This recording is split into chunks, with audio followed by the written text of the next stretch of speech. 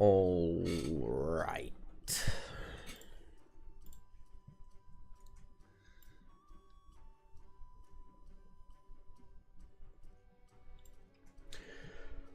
We have a good run going here. A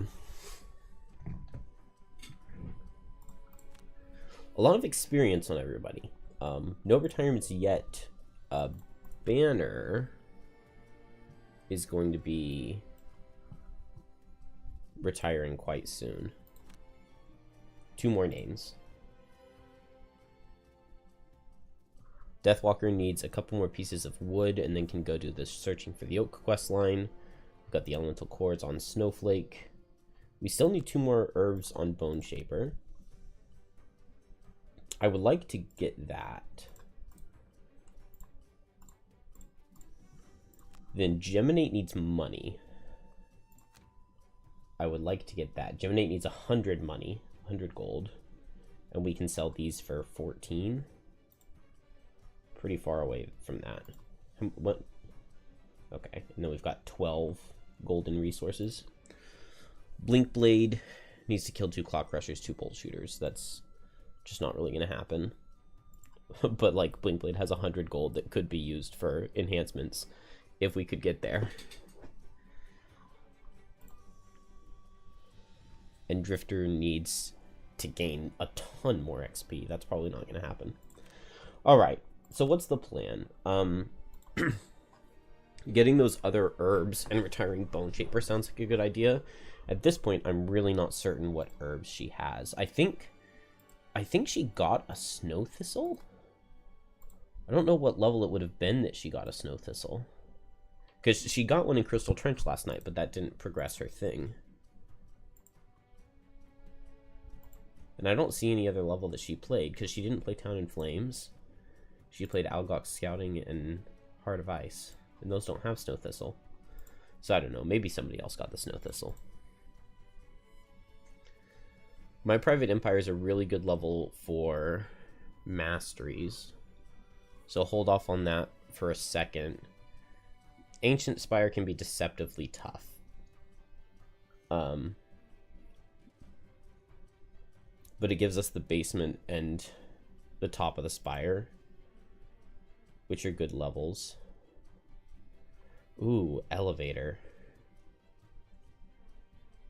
Part of me wants to try to go for Elevator. I don't know why. I do not know why. That doesn't make very much sense, but... Okay, Crystal Enclosure. This is a level that I want to get done soon. Crystal Enclosure is very, very tough because there are pillars that you have to destroy. And... Or, well, you don't have to destroy them. You have to kill all the enemies, and the pillars give them tons of shield. So we want characters who can get through tons of shield. And I think the best bet for that is going to be a level 5 Blink Blade with a level 3 Snowflake. Because we can make a lot of hazards, and then Blink Blade has good suffer damage, can play 3 cards at once at level 5.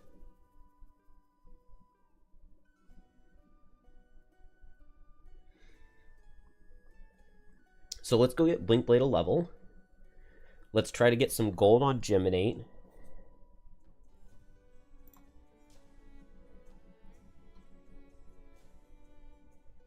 And what else do we need? I guess maybe an herb on Bone Shaper. If we go 4 plus 3 plus 2, that's 9. That would be average level of 3. And so we would be facing monster level 5 there. If we add in a 6, that would be average party level just below 4. So we could throw in Banner Spear, and that would not make it more difficult. Yeah, 15. So where are we taking a 4-man?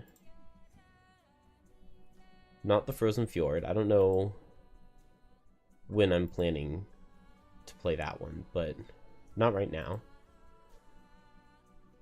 Work Freeze. I don't really like playing this level with 4-player because it gets harder, but maybe I want to check and see what the spawning is like for that level in 4-player.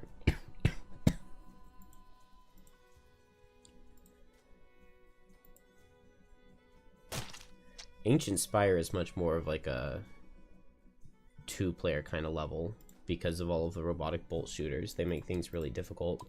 But maybe we just go send Blinkblade with somebody there. It could just be Blinkblade Snowflake.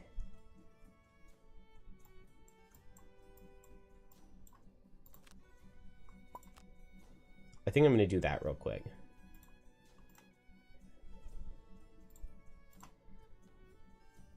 Blinkblade Snowflake. Will this level up Snowflake? Oh, it could. Okay, then no Snowflake. We could get a mastery here. But I don't want to risk leveling up, because that would be bad. Blinkblade, I guess I just want to go with a tanky character. Banner Spear would increase the difficulty, so we'll send Drifter. Blinkblade Drifter. A good item for Blinkblade.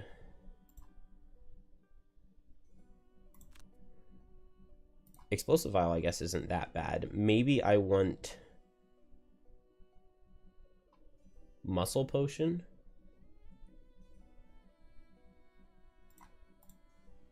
And that's Flame Fruit Axe Nut.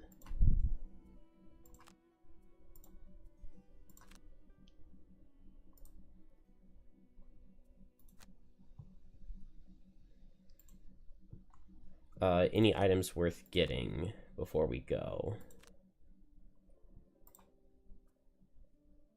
No boots here, but no hide.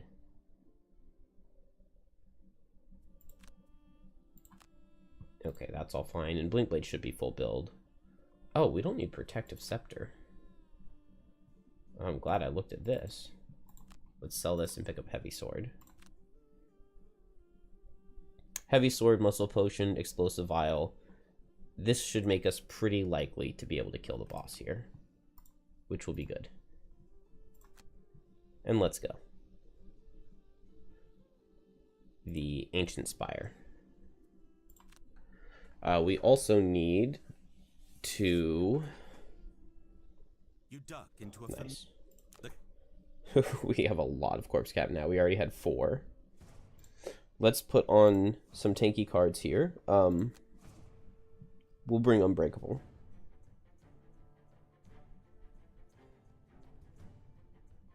Maybe Unbreakable's not even that worth it. Maybe I just keep my layout the same, and I'll just play the heal tick. Wallflower is really good. And Tormentor is really good. Okay. So we got a little bit of free stuff for this.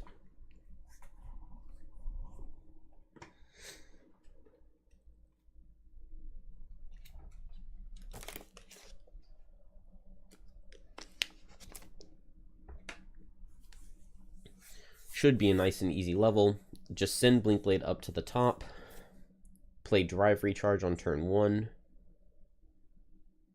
Do I want to activate double time becomes the question. What am I hitting the boss with? I can hit him with Cascading Reaction. And I've got the level 4 card, Precision Timing. So I can get 3 attacks in a single turn and Poison Wound him. But I need to be very close for that.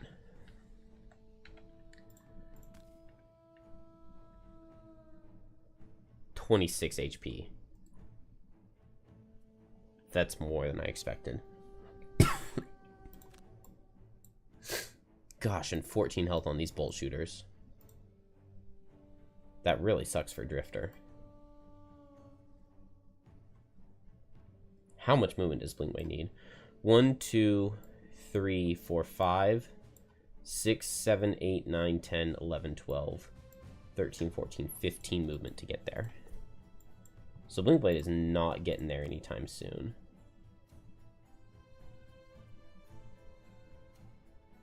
I think I will go ahead and just Drive Recharge plus double time on turn 1. The only problem with that is that we can take quite a bit of damage.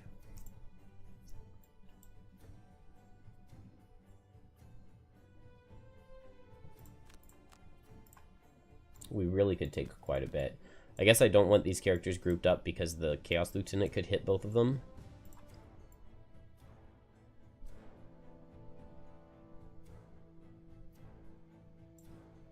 And then once I get there, Blinkblade has Strengthened Attack 2. Then Strengthened Attack 4. Strengthened Attack 4. But that's like 10-ish damage.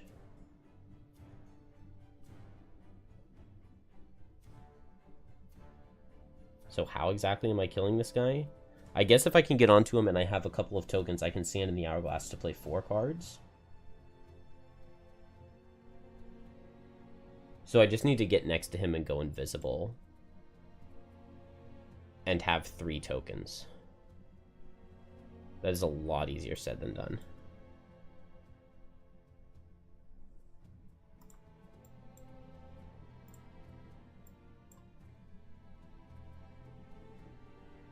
So maybe I hold off on Drive Recharge right now. And I just need Drifter to survive for a while. Maybe I have Drifter play a Lost to kill the Ruin Machine so that the boss doesn't heal. Drifter playing a Lost to kill a Bolt Shooter is really good. But Attack 4, Attack 5 with Vile Assault does not kill the boss. And yeah, Drifter's deck is not special.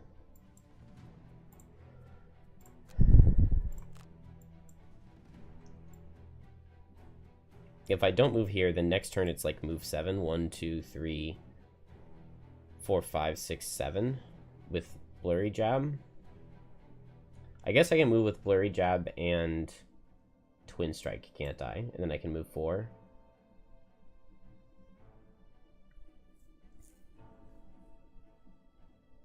And then I can just go late, slow, and move closer to the boss. Okay.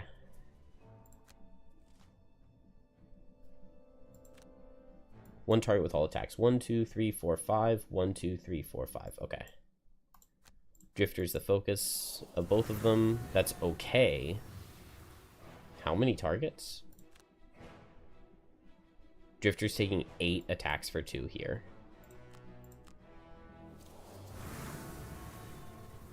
So I take it back. That is not okay. Dude, this is so dumb. I'm gonna lose.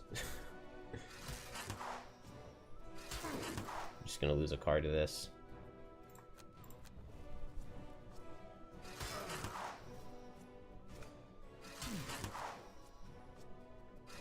Good.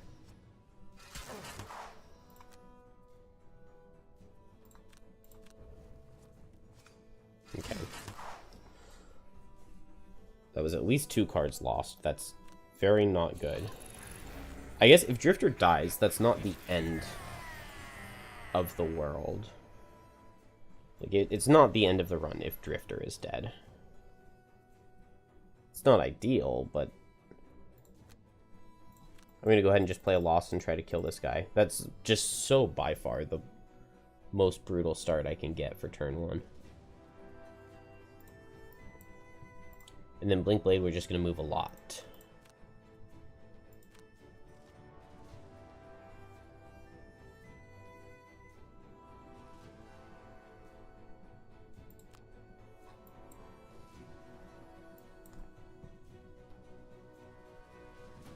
Okay, this is really good. So the boss has move 5. 1, 2, 3, 4, 5. So I want to be in this hex. 1, 2, 3, 4, 5. I want to be here. So right now I have 1, 2, 3, 4, 5, 6, 7. 1, 2, 3, 4. So I don't even need jump boots.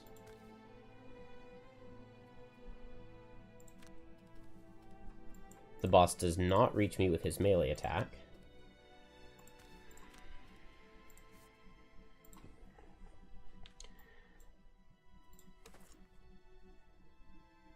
Drifter heals. I really, really, really want to see a kill. And let's keep Wallflower in mind. Okay, good. This guy dies. This guy does not reach me with his self-destruct, which is maybe good, maybe bad. The boss not reaching me is good. I would have loved to have been able to pick up the chest, but... it might be possible. Okay, so...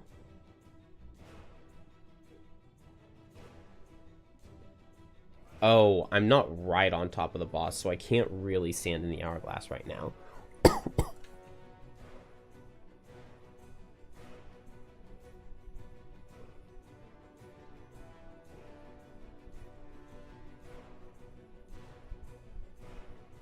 So if I want to risk the boss outspeeding me, I could play kinetic transfer here.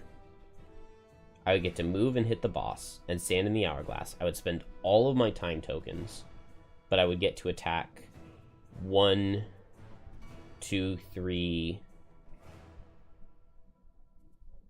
I guess 4, 5 times if I have Twin Strike.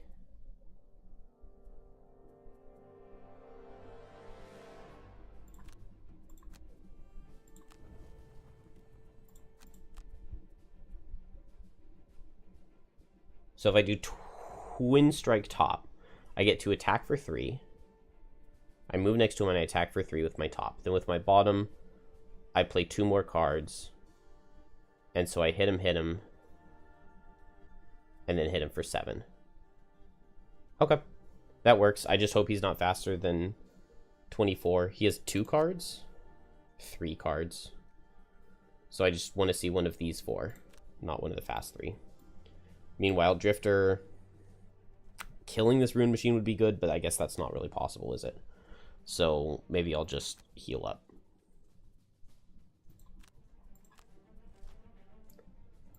Boss outspeeds me.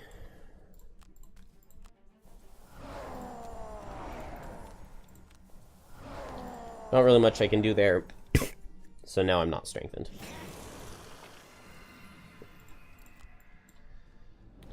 But with Muscle Potion... I guess I'm strengthened next turn, aren't I? And he's already gone?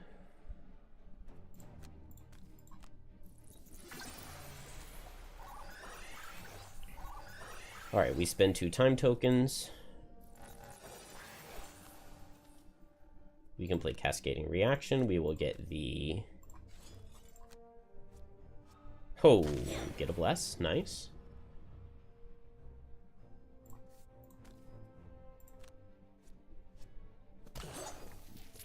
Then I get 1 more card, so I can do an attack for 7 here. That could kill him.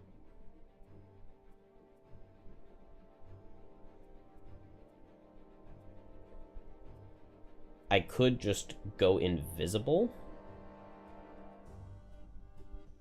I'm just going to try to kill him. Let's just get out of this level. Okay. He does die. We actually get a lot of XP on Blink Blade. But we don't get the chest. But that's alright. This level scares me. I've lost on this level before.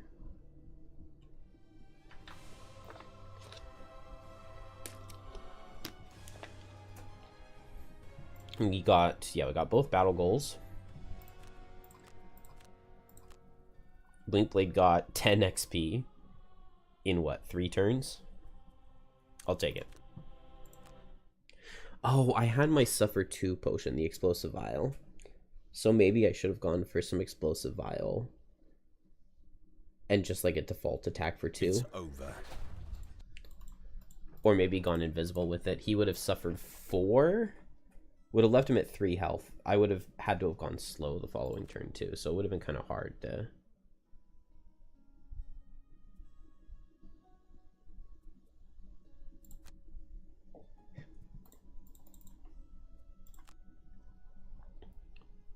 I would have had advantage, but I would have had to go slow.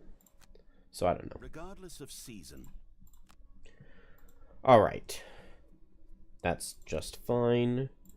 Drifter got a perk.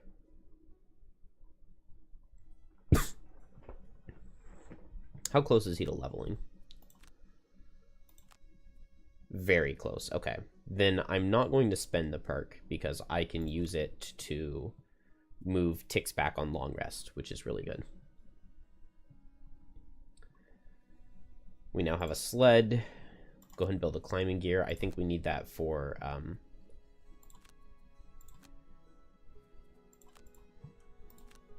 the random side scenario I have. And Banner Spear wants to retire. That sucks. She was so strong.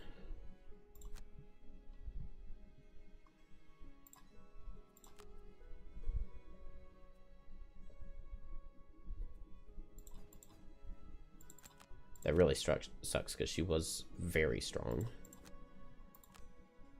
I thought she needed 2 more names.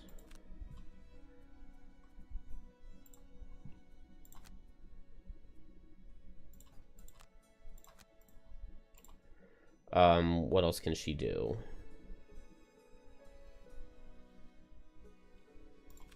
I don't think she even has a potion. Oh, she did get a potion.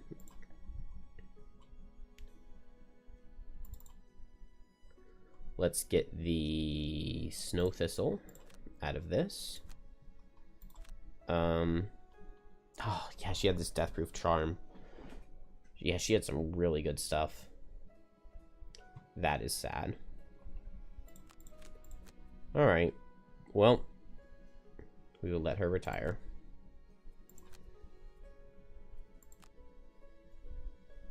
Oh, the resources go to allies. I forgot about that. Okay, that's cool. What building did we get? Carpenter. Okay. Pretty good building, but we don't need to pay the morale for it right now. Dang. Sorry, Banner Spear. At least now I can make a level 1 hero if I want to throw one in somewhere to lower the difficulty of something.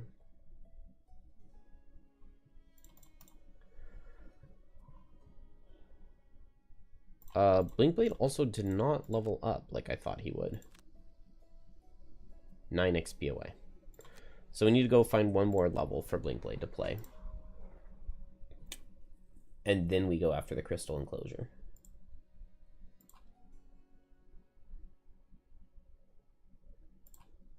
There's the work freeze. We don't have the climbing gear for my private empire. We have the elevator, we have the spire basement, and the upper spire.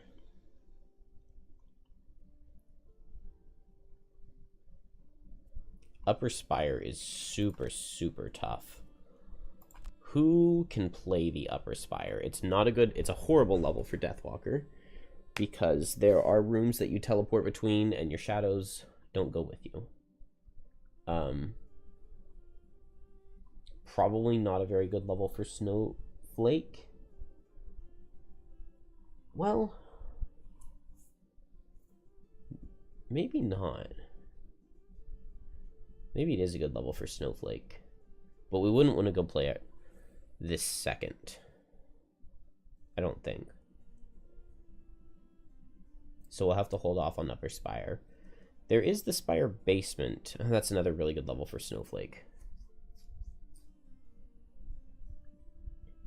And Deathwalker is really good in that.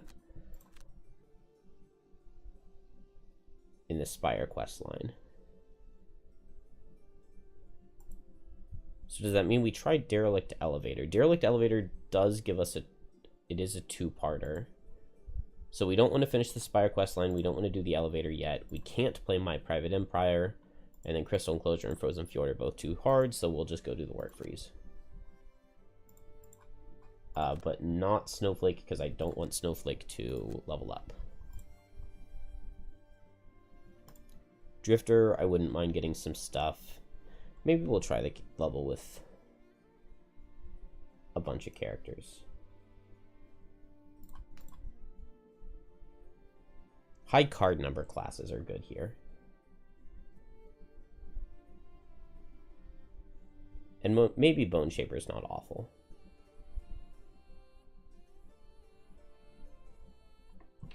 I wanted to check and see what the spawns were like in 4-player.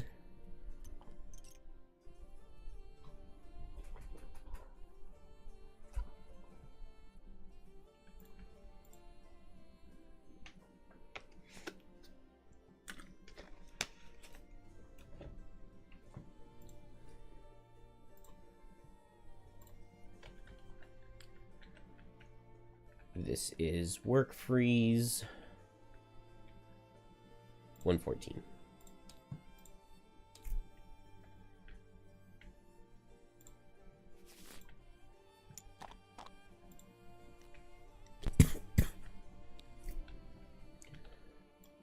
Alright, so the infinite spawning in this level evens and then on rounds. In 4 characters, we get a normal polar bear at the bottom and 1 normal and 1 elite snow imp at the top.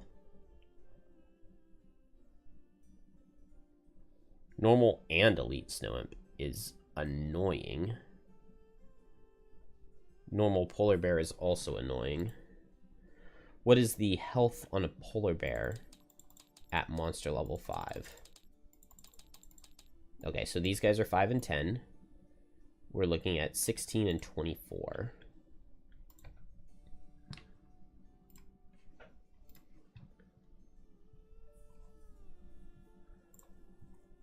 And I would be 4, 3, 2, 2. Okay, that's definitely just monster level 5.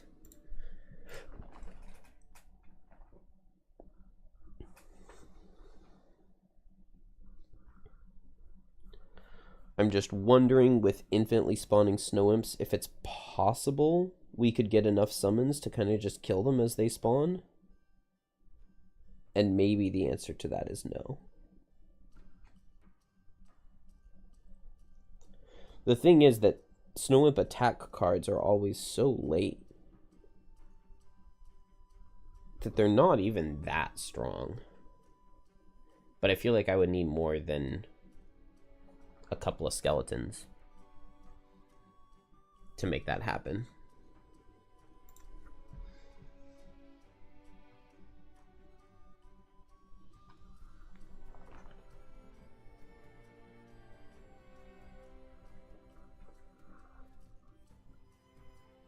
The only reason to bring these 2 characters is I would like to progress their retirements. I would like to loot herbs on Bone Shaper and get money on Geminate. Maybe that's not a good reason. How much movement do we need going into this second room when the time comes? Bone Shaper can just be here, have an explosive charge, and move 4. 1, 2, 3, 4. Geminate can move 4 with jump. 1, 2, 3, 4. I guess just a regular move 4 makes it down to this one, doesn't it? That's not something I've ever realized, but something I definitely should have.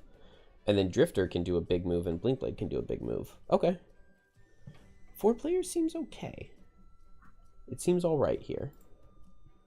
I believe in my ability to figure this out as we go.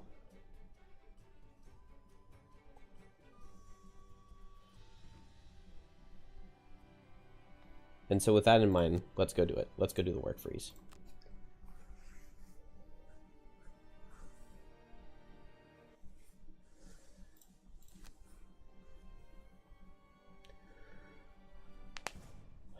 So, movement cards are important here. Double-timed blurry jab. That's definitely going to be enough movement for Blinkblade. We're not going to need anything outside of that. So I don't really need Power Leak. Even though I considered it for a second.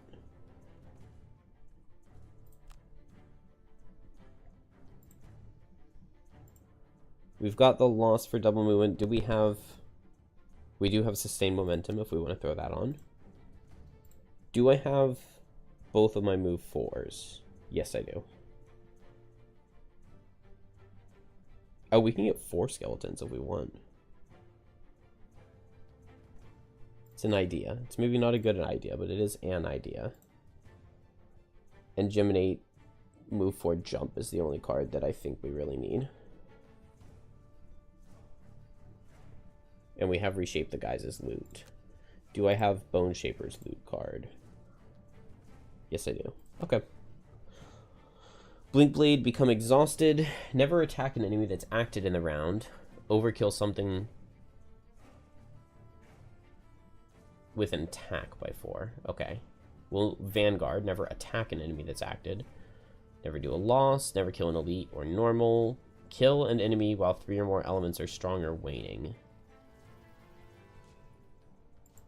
Meh. It's kind of hard. Maybe never kill an elite is easier.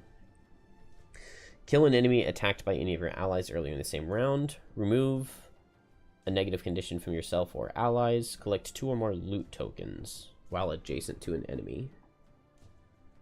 I hate that.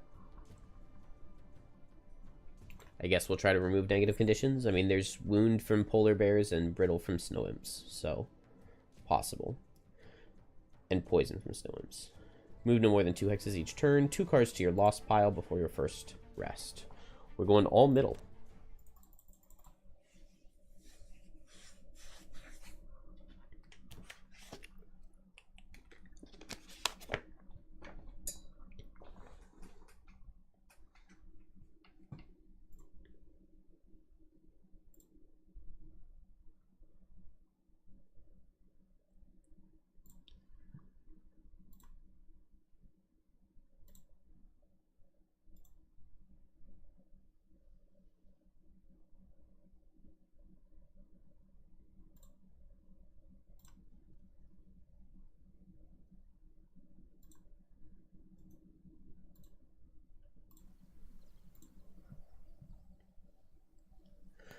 All right.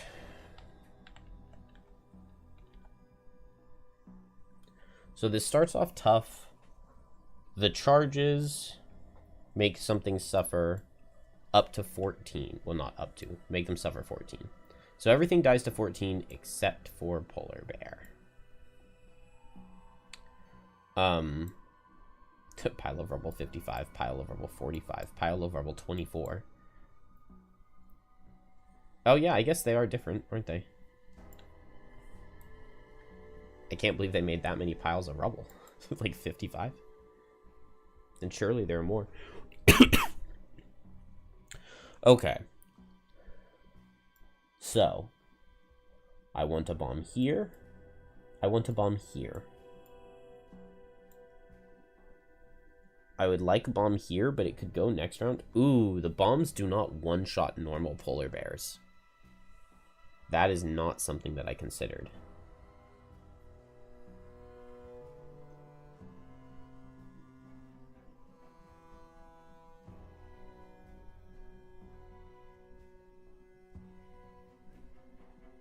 That is not something that I like.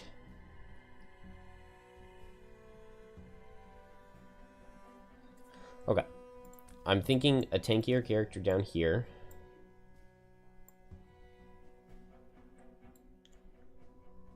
How do we kill this hound?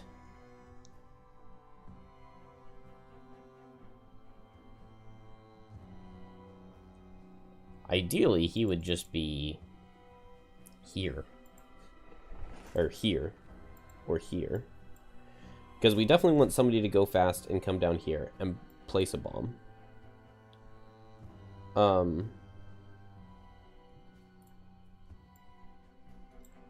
So what is the play? Blinkblade, 4 goes top, plays move 5, gets a charge, goes 1, 2, 3, 4, places the bomb, steps on it. Boom, boom, boom. And suffer here, but that's not enough to kill. And Bone Shaper plays move 4 and goes 1, 2, places bomb 3. So I guess I just need 3. Getting back to the pile would be nice, but it's not required. But maybe I just go 1, 2, place 1, 2, and geminate.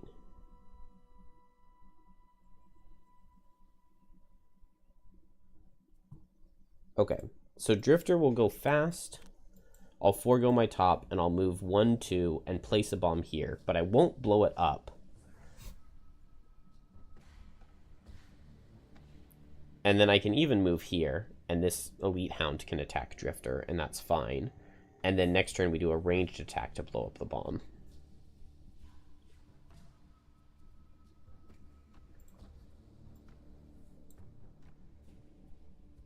Which means Geminate can do a ranged attack to blow up this bomb, or Geminate could be working on pulling this hound into an explosion somewhere. Or I guess I could just place a bomb right here, couldn't I?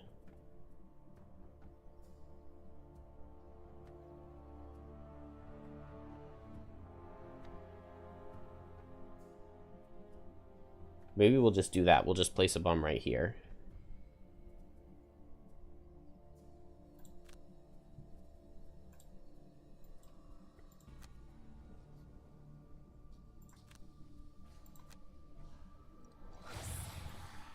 Ooh, do I even want this summon? How much retaliate? Retaliate 2. Let's just skip this. I don't think I want that summon. Snow Imp's not attacking is kind of nice.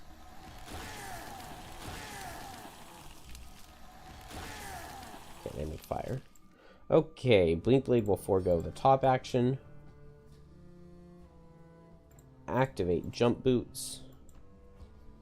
Move here.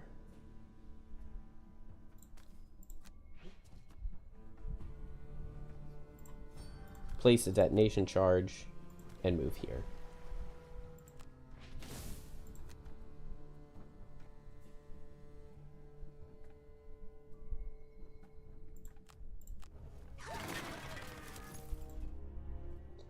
Geminate will forego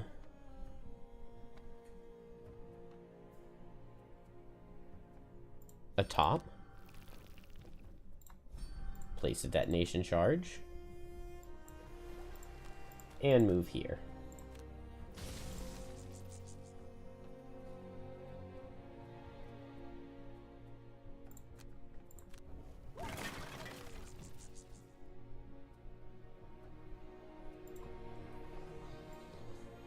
Drifter. Okay, so right now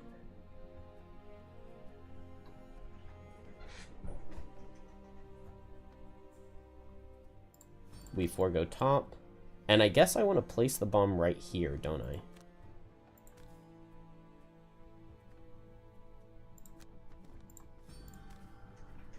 Because the polar bear won't be able to spawn on it, but I don't want to destroy this pile of rubble immediately. Oh, wait.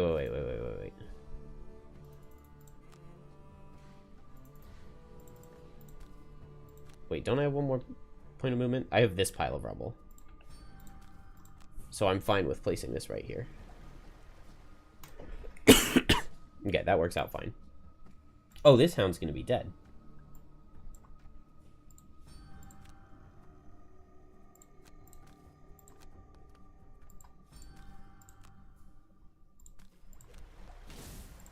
Okay, and it's a shame to lose all these cards, but it's fine. I don't think I'm going to be going mass summons. Oh. But I was destroying that thing. So I can't use this bomb next turn.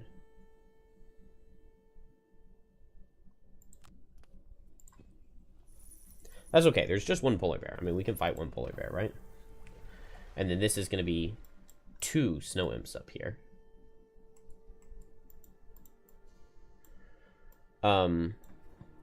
So Blink Blade, we're just going to go slow. I guess we just move 3 and we pick up a bomb.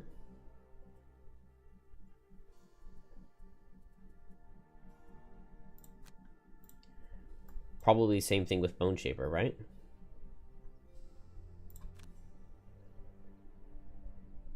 Maybe I should have summoned that summon.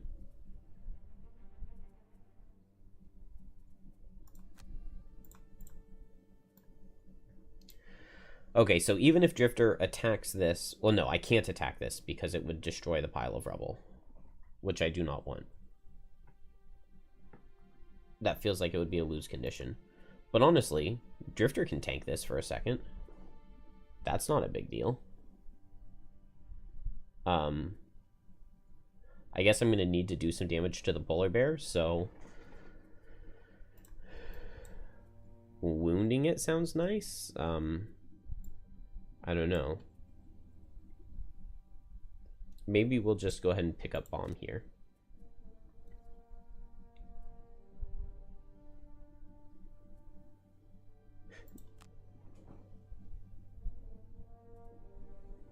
And maybe I don't even wound it. Let's go ahead and get Sustain Momentum up.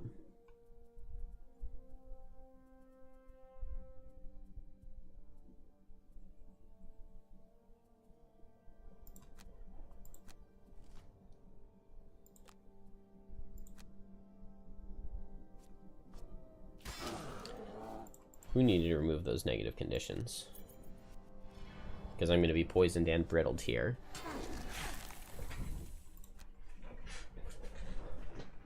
Let's see. Never attack an enemy who's already acted. Okay, it won't let us check.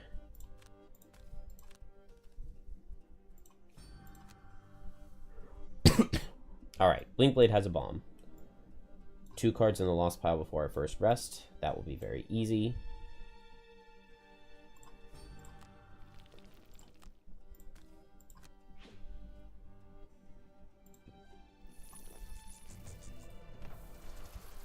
I don't know how you're ever supposed to destroy one of these without an explosive. Okay, I guess it's possible, but... Never kill an elite or a boss, which means that Bone Shaper is the one that needs to remove negative conditions, but one of them is already removed now.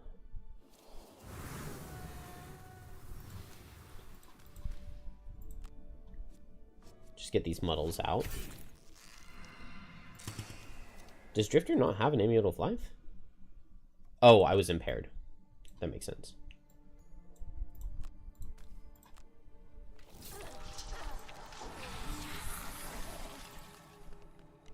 Oh, picking up a bomb there would have been good. But now the skeleton tanks for us. We cannot see the snow. Hopefully that's not going to crash the game or anything. I'm kind of thinking it's just pick up bomb and have skeleton loot. Blinkblade is holding a bomb, so I don't want to be hit, but I can just lose a card to not take damage. Maybe we'll just activate double time. And then are we just getting ready to go? Drifter from here, I have like a move 9. 1, 2, 3, 4, 5, 6, 7, 8, 9. I think that's enough to reach one of the things in the back with No Remorse buffed up. So we'll just go late, come over here and pick up a charge. And I'm just not going to try to get my remove negative conditions Optimist.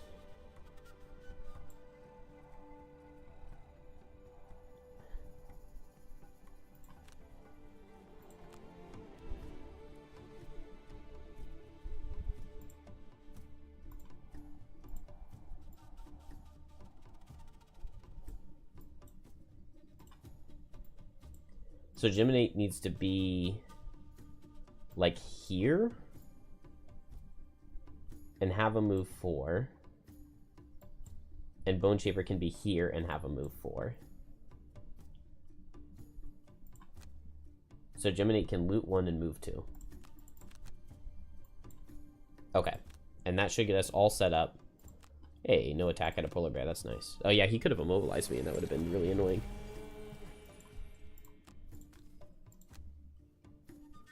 So I come here and I loot. Axe Nut is very nice to pick up.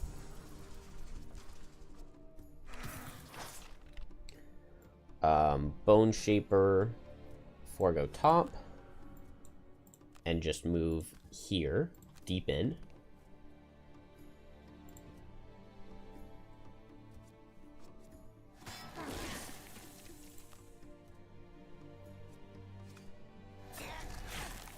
Blinkblade cannot take damage because I have a charge, so we just lose a card.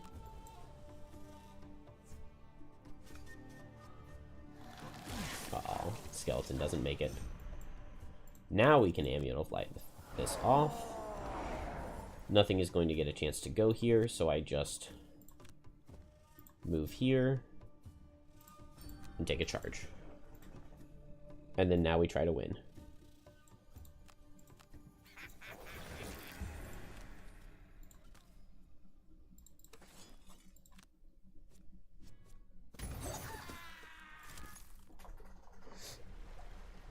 Okay, so Geminate, I guess, wants to go first. It's a really awkward initiative. We can go at 18. Oh. No, I can't go at 18. Because it doesn't have enough movement. Okay, Bone Shaper wants to go first.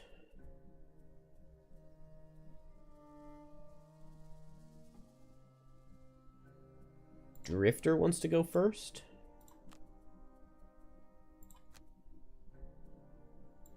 The problem is if my Deadly Shot doesn't deal damage to the thing, I think it doesn't go off. But maybe it's fine. How much movement does Blinkblade have? Blinkblade has a pretty crazy amount. It's like 11 move. 1, 2, 3, 4, 5, 6, 7, 8, 9, 10, 11. 1, 2, 3, 4, 5, 6, 7, 8, 9, 10, 11. Okay, Blinkblade can do it. So we short rest and we go for top movement. Oh. I don't have a top move 4. So we'll have to do top move 1.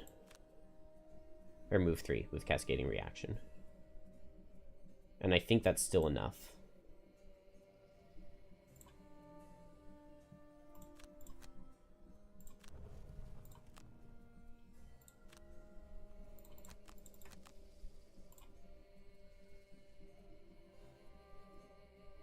I want Blinkblade first. We'll be fine.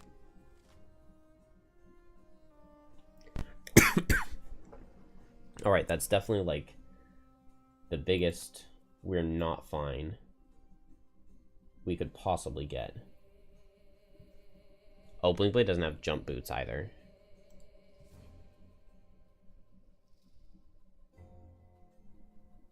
We're so not fine. I guess I just don't go this turn. Everybody just loses cards and just gets closer.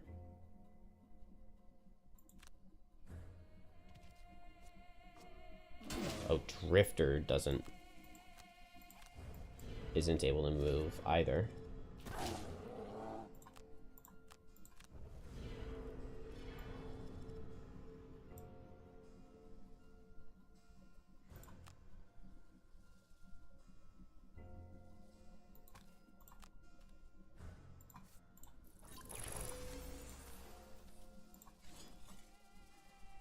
Oh, this thing's not even attacking.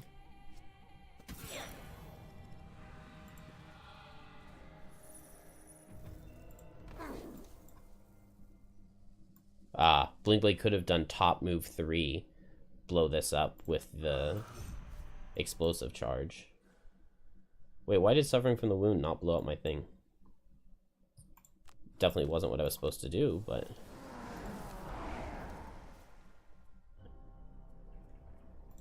Okay.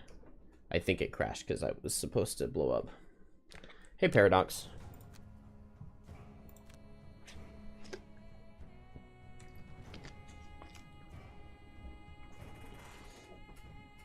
Had to be the 14 speed Immobilize. It's like the only card I couldn't play around. But there's just no way for me to outspeed it with everybody.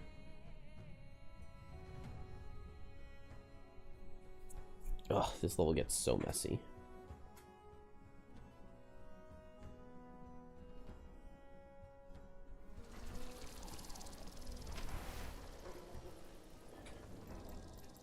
Okay, we short rested here.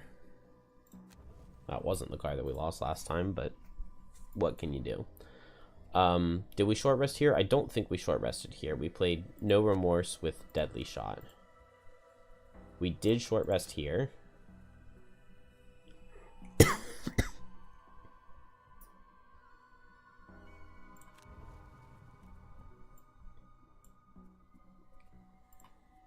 And we did short rest here.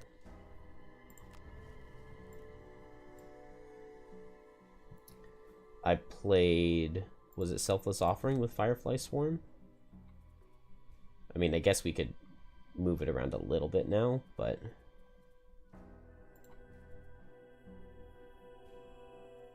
The only thing I could do would be to have Bone Shaper, like, outspeed them and walk down here and blow them up. I guess Blinkblade could go kill them.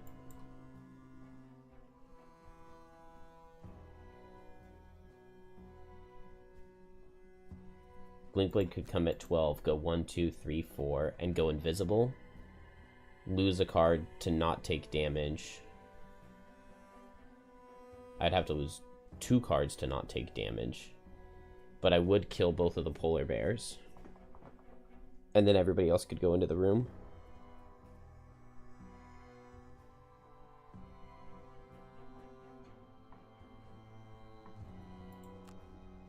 And then the next turn, Blinkblade goes and gets its last pillar.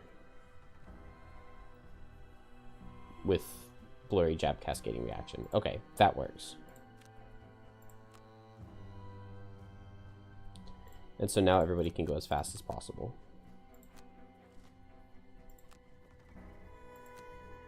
So Blinkblade moves 1, 2.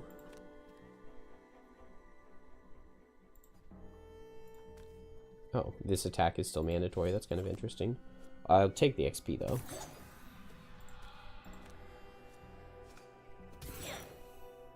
Move 1. Place bomb. Move 1. Rather than receiving 28 damage. Why did it double it instead of halving it? Oh, was I brittled? I thought I was warded, but maybe I'm brittled.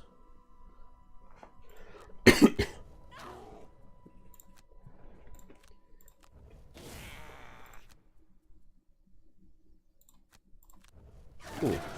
Blinkblade just barely. Explosions echo off the hills and the mountain. Wait a second. There was already an explosive charge here.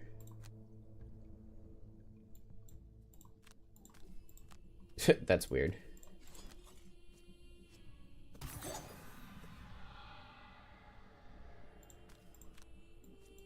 Why did it let me place one? Or did I don't know. I don't know what I was doing.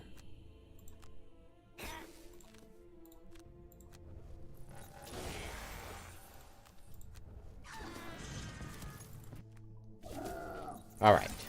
And now the polar bears are dead. Oh, but we get the fast immobilize out of these ones. But they don't reach, but they do wall off now.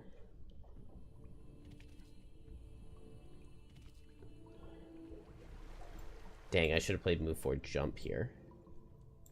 One.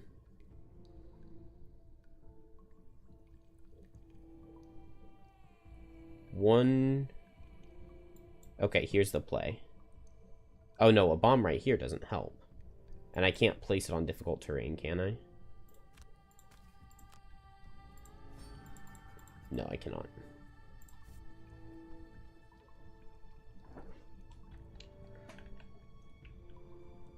Oh, but because of where they're placed, I can put it here. And now attack it.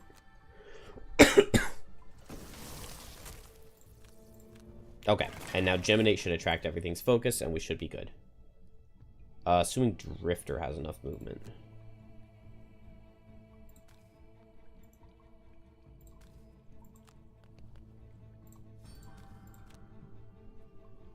No attacks out of Snow Imps is nice. And we've got lots of cards to lose.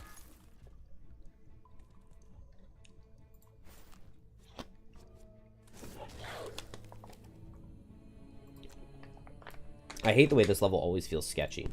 But I guess it is just inherently very sketchy to be purposely blowing up your own characters.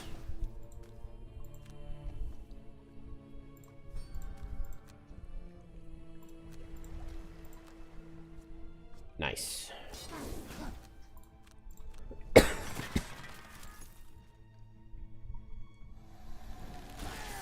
All right. And now Blinkblade goes and gets the last one at 19 initiative. 1, 2, 3, 4, 5, 6, place 7, and then blow up. And then Blinkblade has a couple of cards to lose. So we just need to make sure that everywhere else we can tank. But I've got plenty of cards on everybody. So we can probably go for some loot. I think I lost my loot card. Oh, no, I didn't. 1, 2, 3, 4. Do I have the move for No, I don't have the move 4 jump. I have move 3, but no, I cannot get good loot down there. I guess I'm just going to pick up this 1 loot with Gem. And then Drifter will pick up this 1 loot. And Bone Shaper will pick up this 1 loot.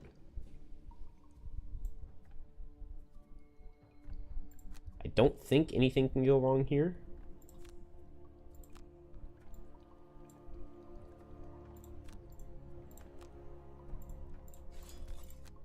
Let's just go ahead and give Gem a shield.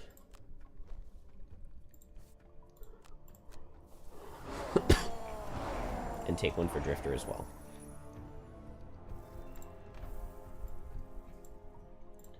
Move 7.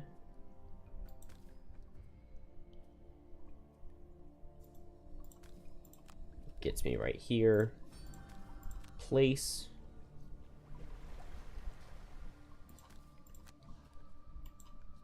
Blow it up with the explosive vial. And then I can get 2 experience from hitting this guy.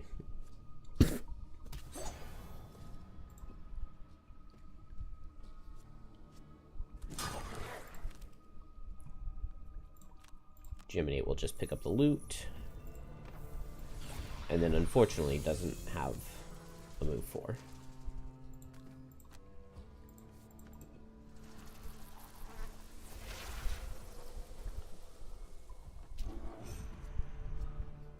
Oh. Tons of damage, but we made it. I guess Blink Blade's maybe slightly sketchy here. I don't know. These other classes have so many cards that it makes them good.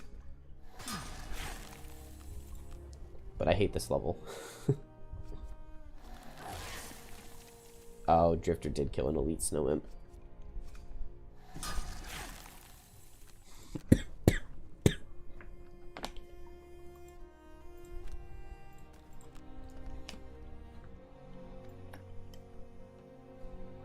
Dang it. If I had just played my heal top, which I did have, I would have been able to remove 2 negative conditions from Geminate and gotten my Optimist, but it's not worth undoing to redo it.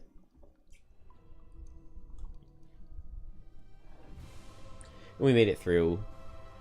The crash kind of changed what I did on 1 turn, but I don't think it was super significant. Pick up anything interesting? No.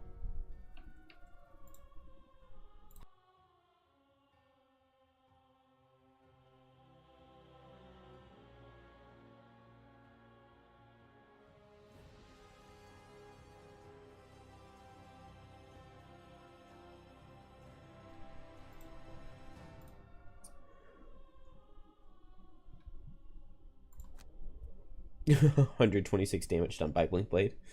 Casual. 0 experience for Geminate. Figures. But we got 3 herbs. And we got 3 herbs on the road event. So that's 6 herbs total from that level. Marvelous. Oh, and 5 hide. Wow.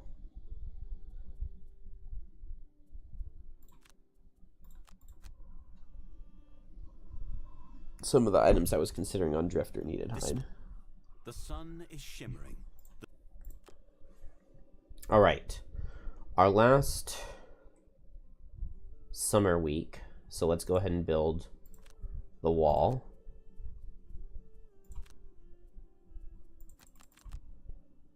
Oh. Blinkblade has tons of money. And we will take Drifter's wood, mostly.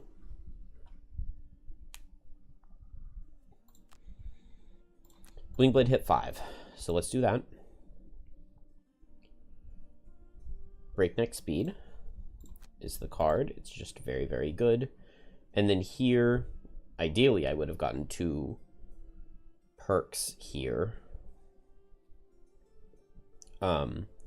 We want the -1 gain a time token. Here it is.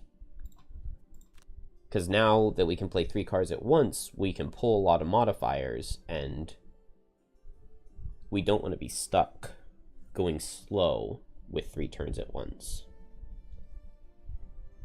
And bowling extra modifiers means it's more likely that we get the -1 key at a time token. At least that's my logic.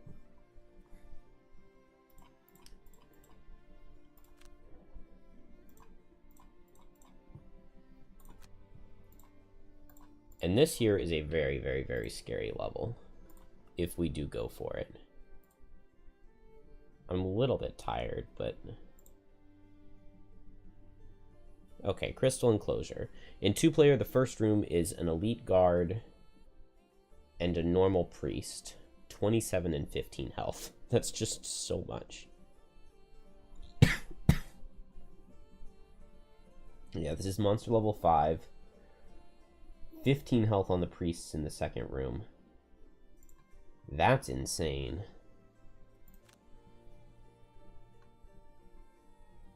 Explosive Vial will do me good here. Stamina Potion does good. Weighted Net is good. Okay, we can definitely improve this snowflake layout.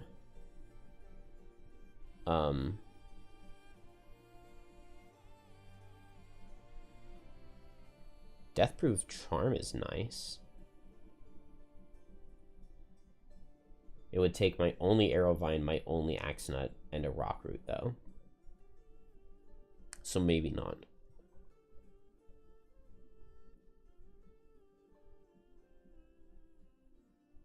But Deathproof Charm is basically the only head slot that would be in contention. Yeah, because it's that or Thieves' Hood. Well, no, Crude Helm is definitely worth having.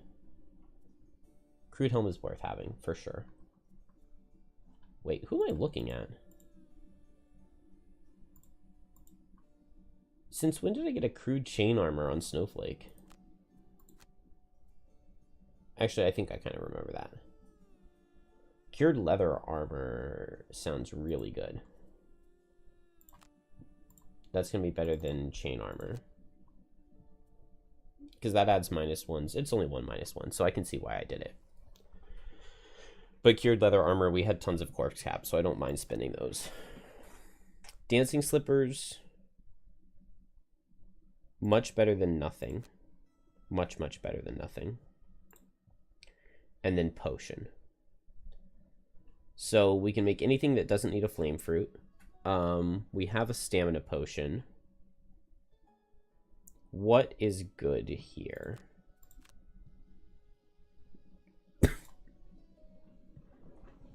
Algox Priest, Algox Guards, Algox Guards, Algox Ice Speakers. Stamina Potion is most important for placing a good number of hazards.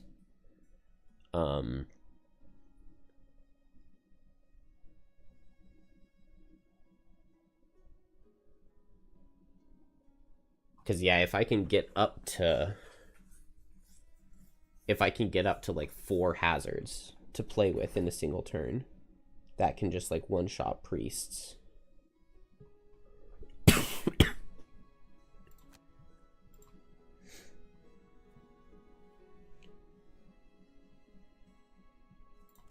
So Arrowvine Potions, this is Mana Potion, which we don't need. This is Healing Potion.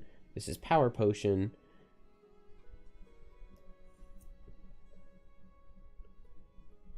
What is this other potion? Can't be important if I can't remember it.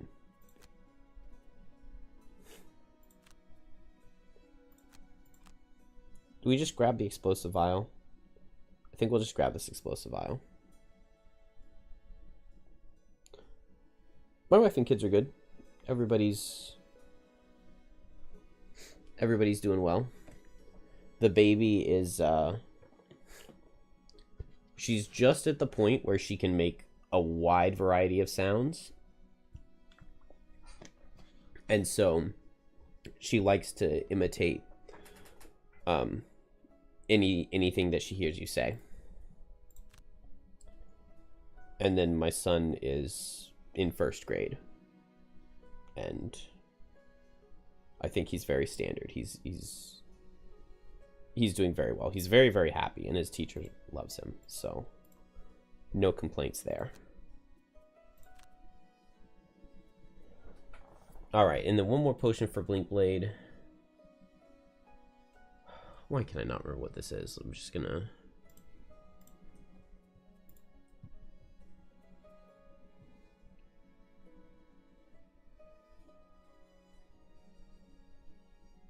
I could pick up a stamina potion for Blink Blade. That could be okay.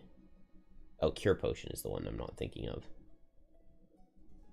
Maybe Cure Potion is the play. Because Priests really could screw me over here. And that's one of the big worries with this level, is Priests screwing me over.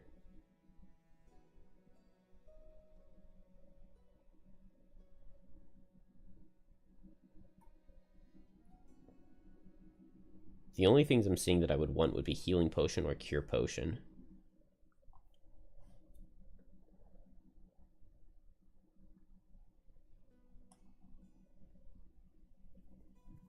And so what's more important? I think going into Priests that actually...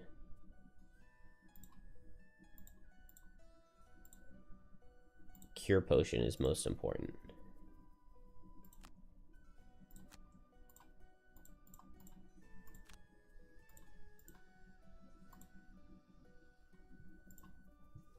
And we are now very well kitted out.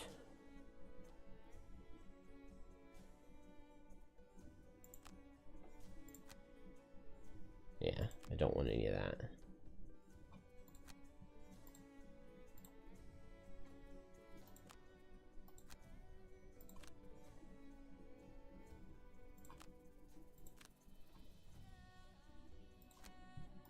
All right, let's check the cards. Scared of this level. It's she's saying Bone Shaper sucked quite a lot. Yeah, that's her favorite phrase. No, I mean, I'm never around the baby playing Frosthaven. The baby has heard me playing some Hollow Knight. And I don't think I've been complaining too much about Hollow Knight. I got it to 112% today. Which is the maximum percentage that the percentage counter tracks.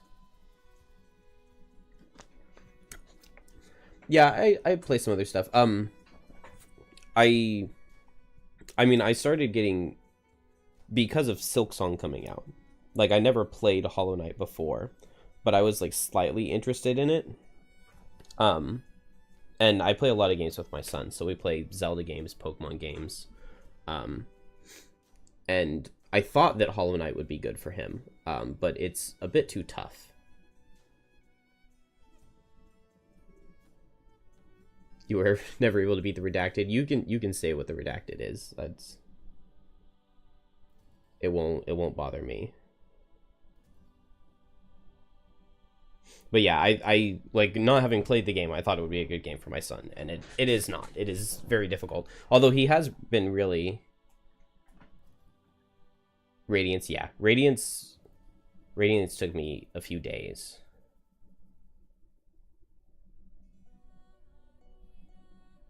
I think Nightmare King Grim was the thing that took me the longest. I think I spent like 5 hours on Nightmare King Grim, maybe even more. It was over the course of like 5 or 6 days, and I really, really thought that there was never going to be a chance, but I did eventually beat it. And then Pure Vessel was hard, but I beat that today.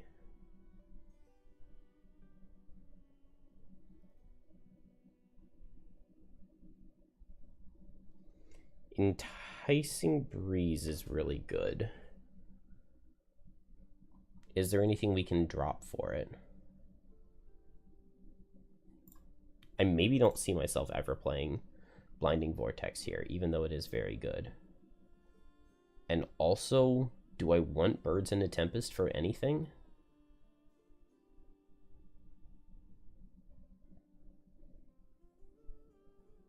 Whiteout's healing is good, and the top is good. Blinkblade's never going to need the movement from Birds in a Tempest. And so would I ever summon the owls? Like, I don't think so.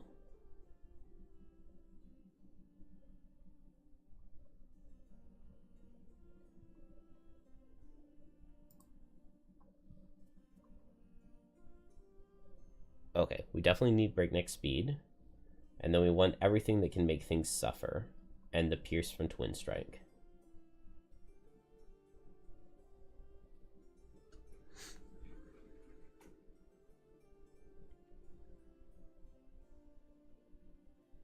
I didn't beat beefed up versions of any of the bosses, or not of many of them. I beat Pantheon 4. And I tried Pantheon 5 a couple times, but not even close. Not even close to close. I don't know if I'm gonna try to grind for that because it would take a lot of work.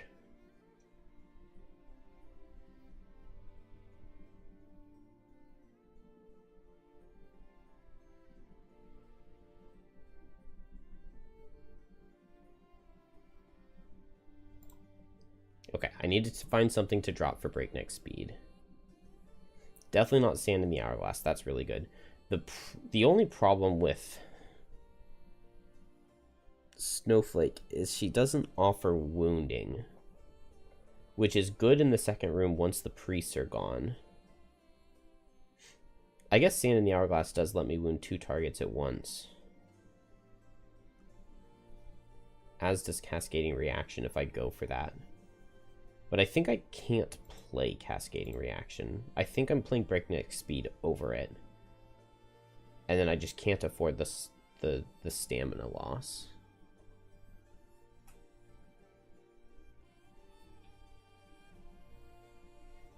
You got a bit over 100%, looked up the endings. Yeah, that was kind of what I was planning, but I mean, I saw I've seen clips of people playing Silksong, like very, very little. But I saw like the pogoing is like diagonal, and I was it's like, I don't know. Like, even like, I enjoyed Hollow Knight. It was definitely not a bad game, especially for its price point. Like, I highly recommend it to anyone who hasn't played it. But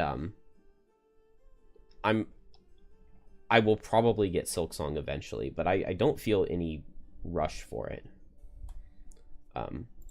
I know a lot of the people, like, from the Hollow Knight community, they waited like 9 years or something for it, so they've been very, very excited and waiting for it, but I'm not to that point yet.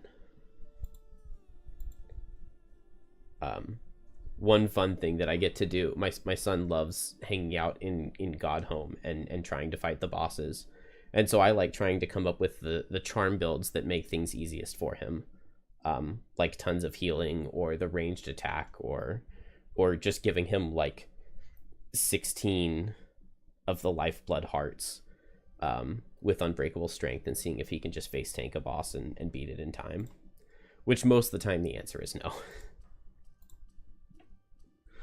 All right, we've solved enough. Let's try the crystal enclosure. This is a very scary one.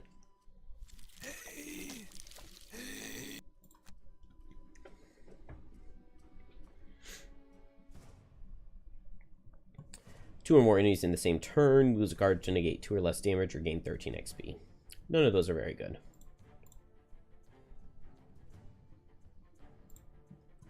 Make sure I have Cold Snap. I do. Never kill an enemy. Never drop below half health. 3 or more loot in the same turn. We added the level 5 card. Let's give it a try.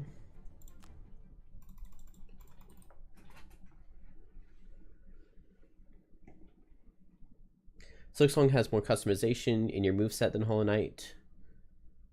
So pretty soon you get the opportunity to switch out your diagonal pogo for something else. Okay, that's nice. You're not very far into the game anyway. Okay.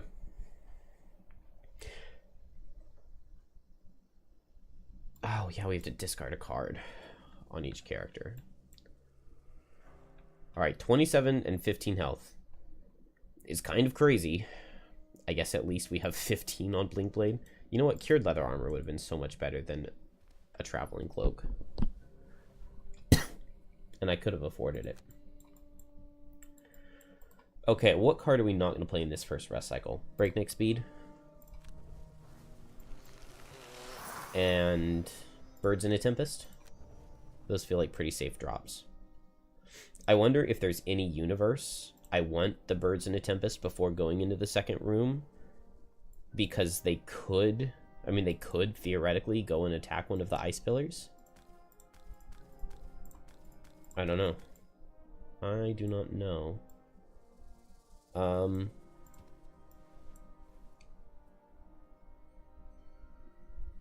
It's gotta be Cold Snap on turn 1, right? There's no reason to not just do Cold Snap on turn 1. It's possible this guy, like, immobilizes me or something.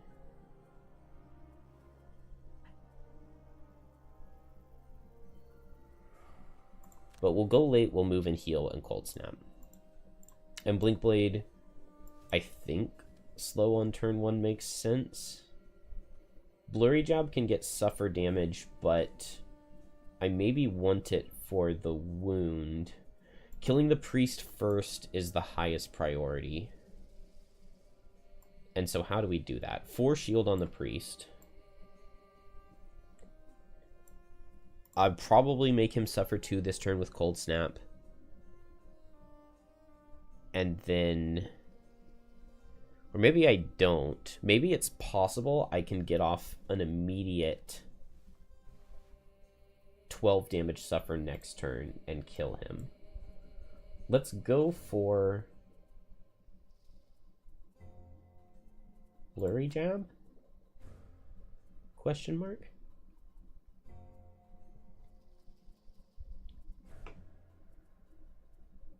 No.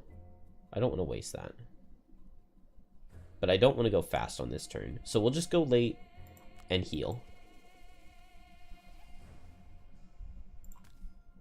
I really don't want Snowflake to tank all the damage, though. So I'll go here so that the guard hits Blink Blade. Yeah, that's better. And we'll just heal up and maybe just attack for 2 poison. Attack 7 into Blink Blade. Okay. Ow.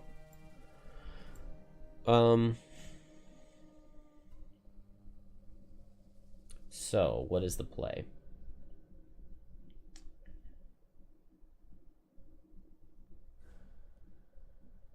I can... Getting as much damage into the priest as possible is the most important thing. I could get him with Cold Snap and have him suffer 2 here, but that's probably just worse. If I move here, I could go Hazard, Hazard. And then with me standing here, the priest, he would see 1, 2, 3, or 1, 2, 3. And so he would step here to get closer to Snowflake, I believe. With his move 1. With him right here and me right here, I really do not have a good way of getting him into hazards.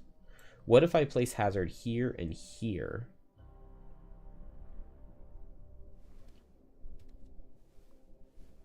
Blink Blade could run over and kinetic transfer. If I place hazard here, here, he would step here. Blink Blade runs over, kinetic transfers. And he would suffer 6. And then Snowflake... it's just not amazing. I just don't kill him yet. Oh, okay. But here's definitely the play. So I come here and I heal Blink Blade, and I get hazard here, here.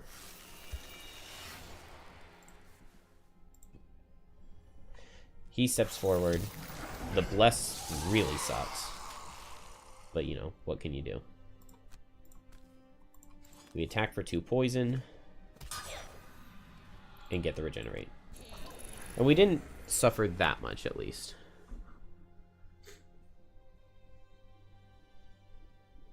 Oh yeah. Oh yeah. My son and I we love playing games together. Zelda has been a lot of fun. And Pokemon too, but Zelda's been my favorite. He really loves Pokemon. Okay, so Blinkblade can go here, kinetic transfer. That would be suffer 6, and that gets the priest in the corner. Then I could enticing breeze, boom boom, and pull him back to Blinkblade. And chilling impact, and that kills the priest. And then we just have to deal with the guard.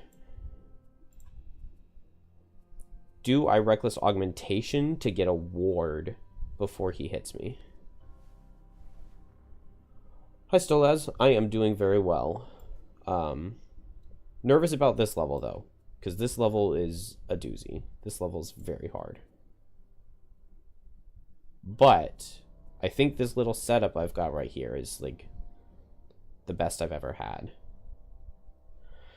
The problem is the initiative on Snowflake kind of sucks.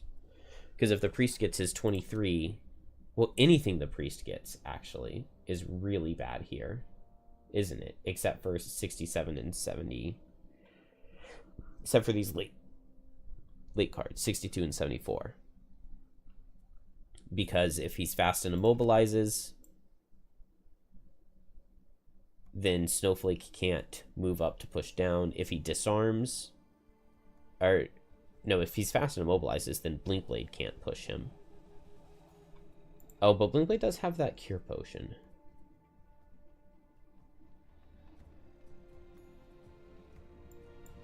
Okay, so that means that both of the 8s are actually okay.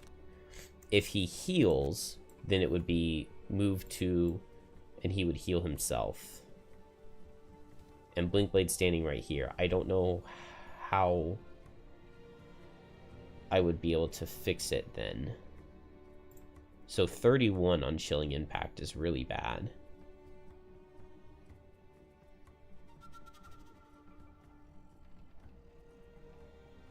Maybe we'll just see what card it is and then figure it out from there. Or maybe I should just be setting a Frigid Growth and trying to kill the priest on the following turn. I would love to kill him now and just have to deal with this elite guard. But even then, dealing with an elite guard is not a... It's not a cakewalk. It's no laughing matter. Let's hope for the best.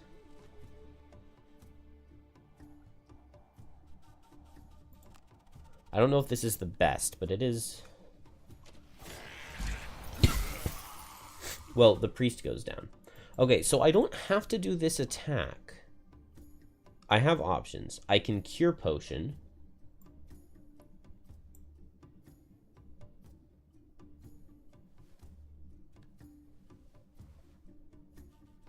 No, I think I Kinetic Transfer. I move here. Assuming I'm looking at this correctly, I can make them both suffer, right? Well, they both suffer from that. And then I pay my token. I push the priest, 1, 2, 3. I push the guard, 1, 2. And then I don't need to go invisible, so I won't suffer the 2 damage. And then Enticing Breeze. Pull this guy towards Blinkblade. And then Chilling Impact. How much move here? Move 5. Okay, so this guy's reaching no matter what. Because I could Explosive Vial to kill. And I could push... No. There's no point in doing that. We'll just move 2, push this guy off. As long as Blinkblade doesn't get crit, he survives. And we got good damage. Oh, okay. Yeah. Into Snowflake. That actually... That is correct because of where I moved. And then now I can Dancing Slippers. I don't need to because I can just Blizzard. You have a weird question. If there would be a New Haven game that has no new characters, which characters would I choose from the other games as starters?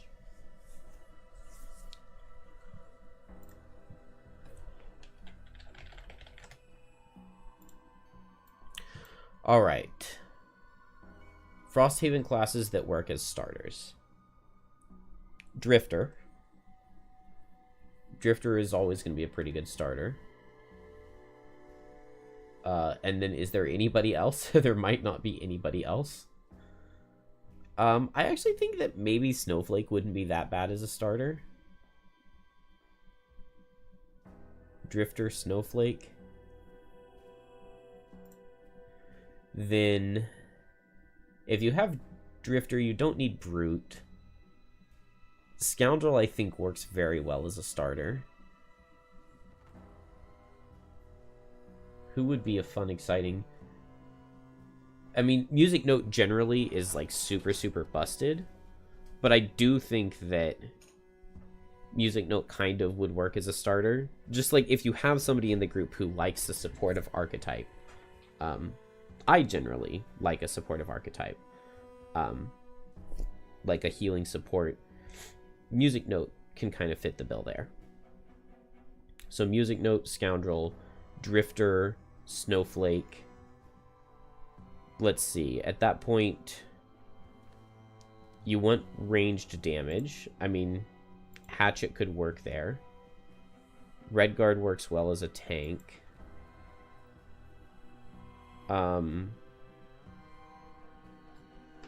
Angry Face is kind of complicated for a starter.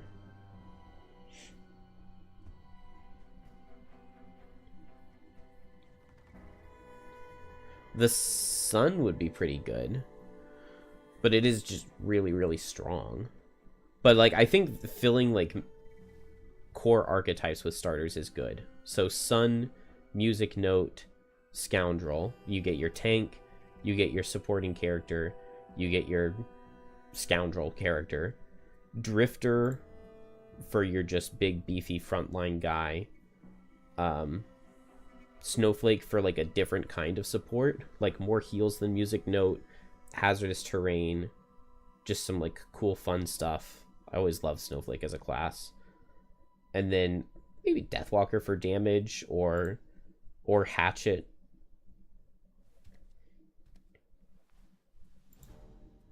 I think that would be a good starting 6, if it were 6. In general, I think the Gloomhaven starters do a really good job, other than there's nobody who's super tanky. But the Gloomhaven starting 6 seem really good to me. The Frosthaven starters are maybe too complicated. Because, like, Deathwalker I feel is really, really, really hard to play. And Geminate is confusing to get to be effective. And Banner Spear can be really complicated to play. So the Frosthaven classes are hard as starters.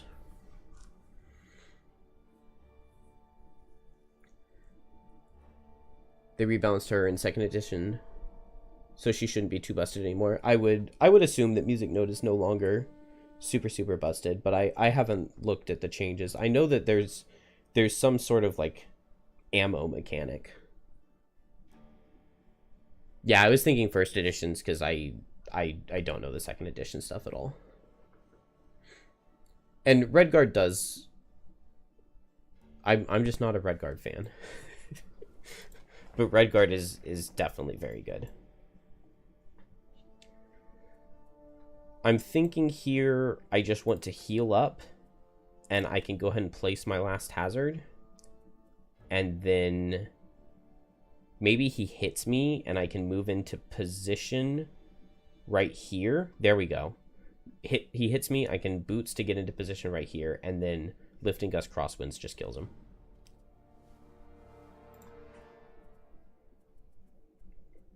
And so Blink Blade can just go for a Blurry Jab to make him suffer. And then next turn, it's probably just Sand in the Hourglass. And so I guess I didn't need that poison at all. You would do a 4-character party with Drifter, Redguard, Snowflake, and Spellweaver. Yeah, that is a very, very good start. Yeah, that sounds amazing because you have two nice beefy frontliners. So Drifter can focus more on ranged if it wants. Redguard is just always going to be a really nice tank. Snowflake has good like small heals to help keep Redguard topped off. Drifter has big heals to help Redguard. Spellweaver is perfectly safe. The only thing is I would wish the party had a little more push and pull. Redguard does have a lot of like pull 1 range 2s, but Drifter and Spellweaver don't have that much pull for Snowflake. But in general, that is a very good character. Redguard's your boy, so you have to counter the steady stream of hate. Yeah. He was your first character ever? Yeah, my first character was the Spellweaver.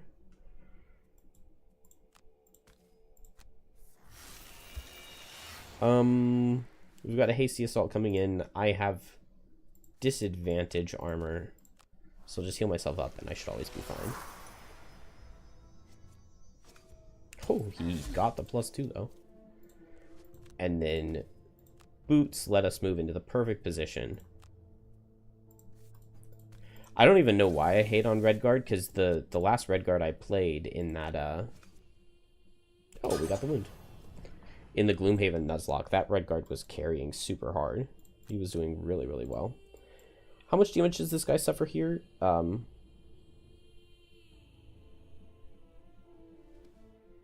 3, 6, 9, 12, 15. So maybe I need to attack him with Reckless Augmentation with advantage. Good, he didn't go at 15 and poison. That would have been annoying. But yeah, we'll just attack here with advantage. Oh, and then I even get to heal with Sand in the Hourglass. Yeah, that's way better. Okay, Snowflake is so good.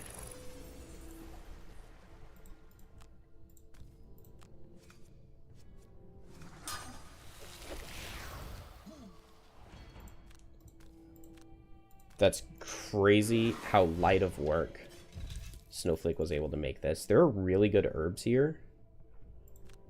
So I don't want to suffer 3, but...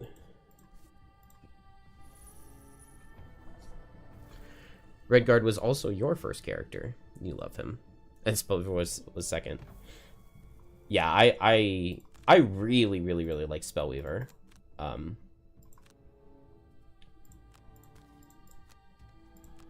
whoops. I do think that Spellweaver is like maybe a little underpowered, but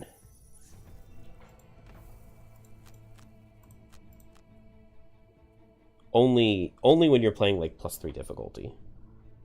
Spellweaver is like overpowered when you're playing low level stuff. Probably drop precision timing,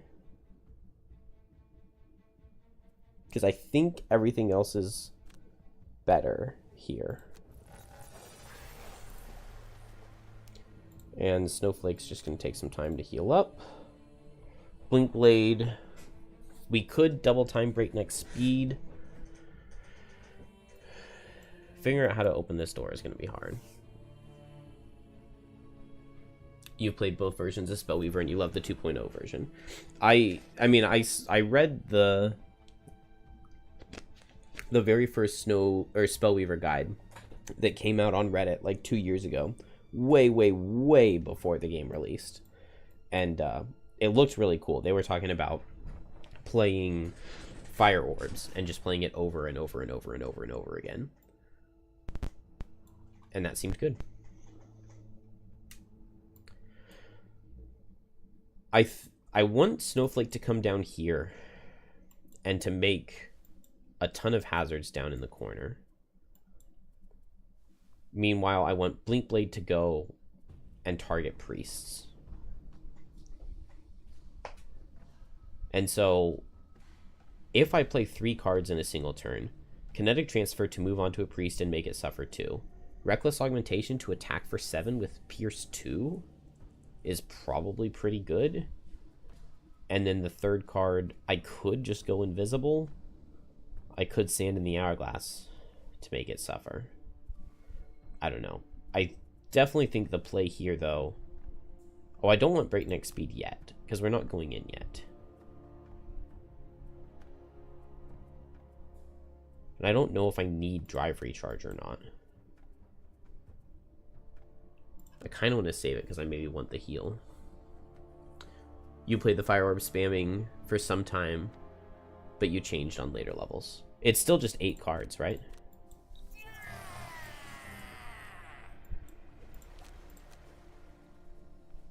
Okay, Enticing Breeze is good, Blizzard is good, Cold Snap and Frigid Growth are both required.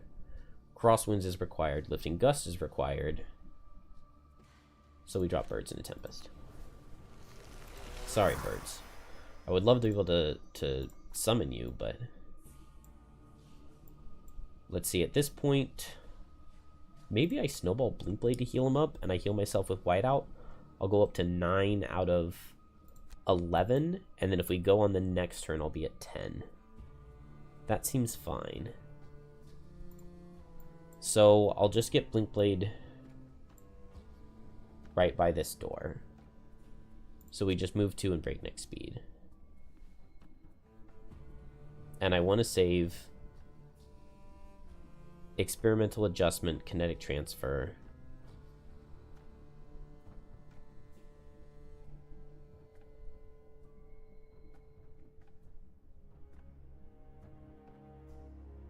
Oh, it's so tough to know which cards to play. Maybe Experimental Adjustment for the AoE damage.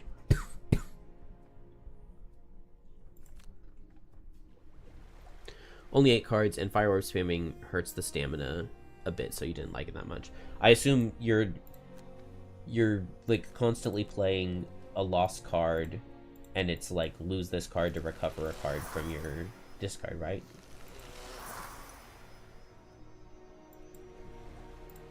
I don't know. I don't remember how the mechanics worked. I just know that there were a lot of cards that allowed you to do something where you would get Fire Orbs back.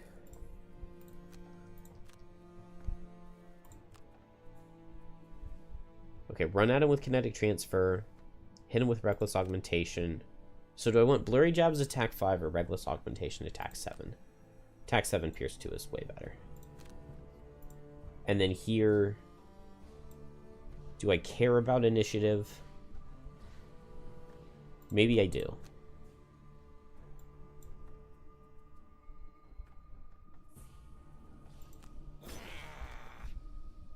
Oh yeah, I forgot about the Suffering too. But we played Go Invisible. From the outskirts of the spike clusters. Oh, I do not reach a forward priest. Into the heart of them. Here, even more Olgoks protect the largest of the conduits. One Yeah, I guess that was a dumb leaps forward question. and It has to be a howls, loss. And as she does... Okay. I mean, I can just go for a guard. Basic attacks from everything is pretty decent.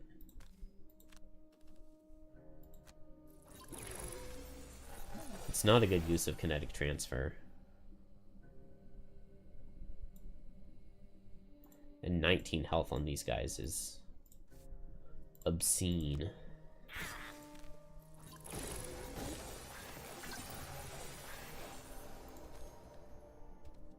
Do I want to poison here?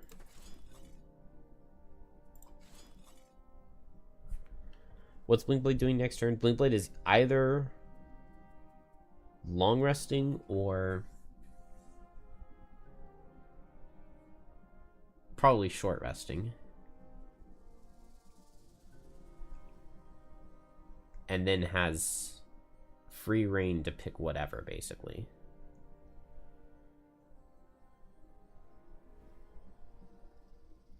I should have drive recharge to have 4 time tokens before coming in here. I don't think I poisoned this guy. But I'll go ahead and advantage and increase the damage. Okay. Nice crit.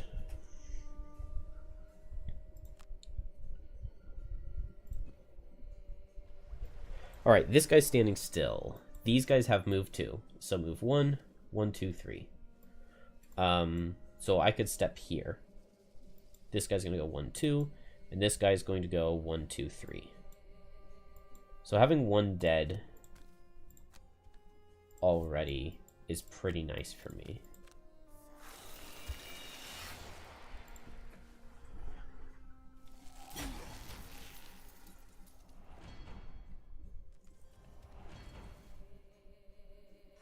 Okay.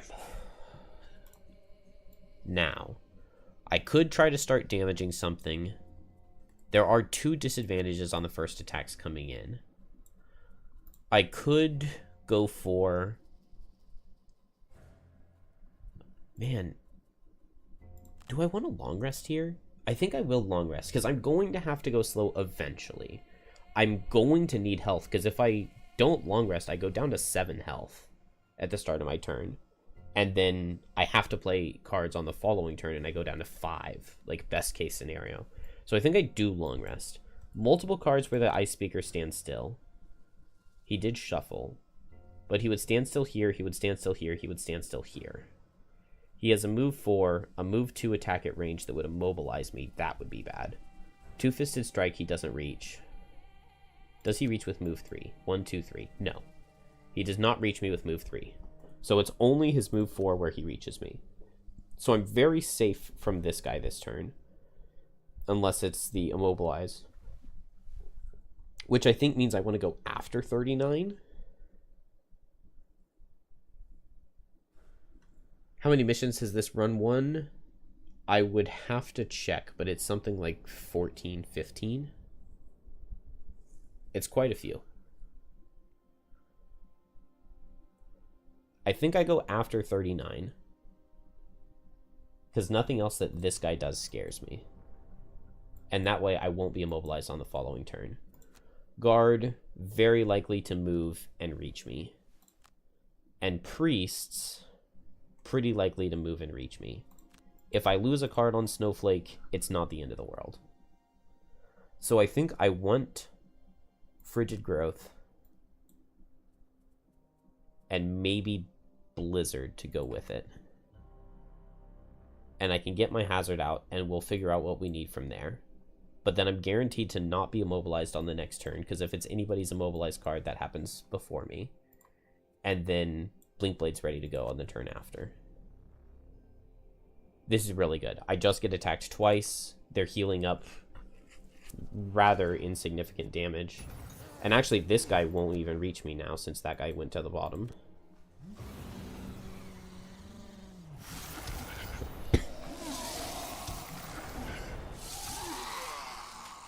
Why is he going that way? Oh, he's going for this hex. Okay, well, they lined up in a weird way.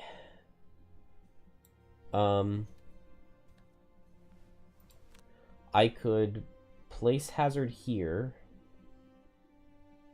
And I could move and push this guy too.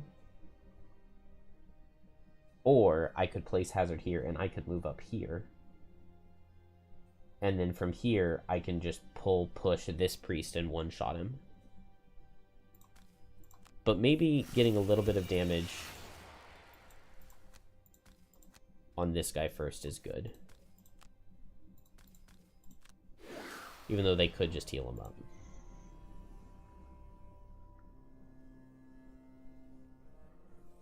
PB, I think, was 19 levels. I'm pretty sure it was 19. Alright, Blinkblade could go do a lot of AoE suffer. I could run down here and kinetic transfer. This guy would suffer too. And then I could pay a token to push. And he would die. That's kind of tempting. Big damage into priests is really tempting. And I did just rest and get my items back, so I can hit this priest hard. Do I want Twin Strike as my bottom? To get... Yeah. Because I should get Pierce 4. And then I can just kill this priest, most likely. And then here...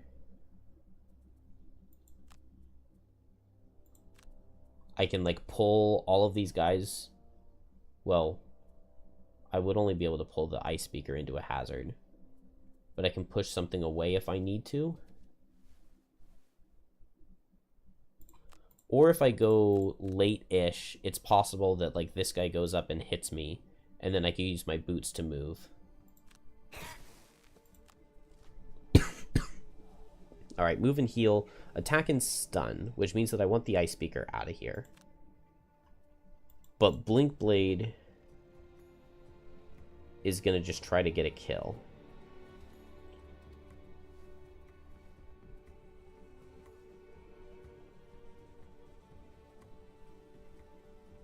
So if I pull... Okay, if I push the Ice Speaker, he dies. So Blink Blade can come down here. That'll keep the priests where they are. And then I'll go after whichever one is faster, which is this bottom one.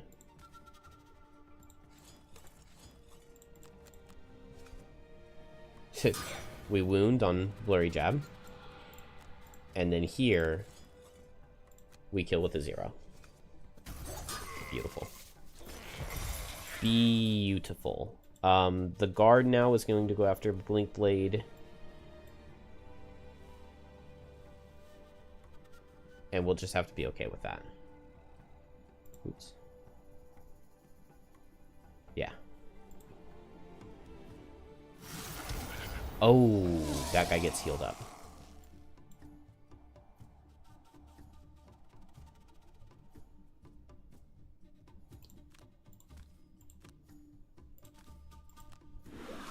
So he no longer dies. Which means that instead I'm going to come here. I don't even need to wait in net because he's only moving 3. So if I push him 1, 2, 3, 4, he'll go like 1, 2, 3 back towards Snowflake.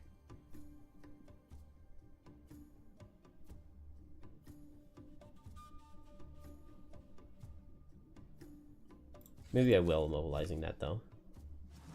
Ooh, we get the heal ward. Oh, never mind, it's a disadvantage. Lame.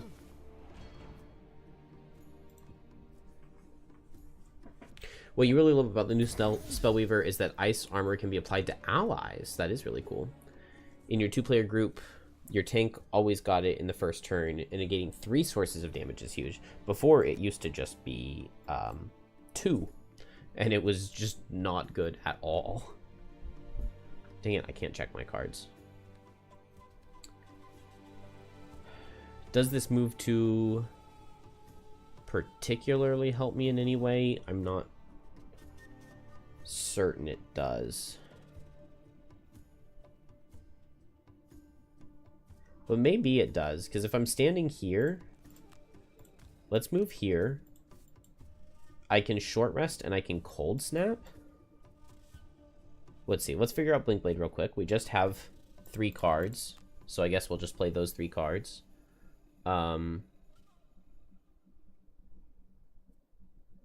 So I could wound this guy, and then I could kinetic transfer him and make him suffer 6, and then I could just push him back and kill him. So maybe I just straight up kinetic transfer, and then I push him and pull him. So we'll short rest. Okay, Frigid Growth is all right. And I can Lifting Gust, Enticing Breeze.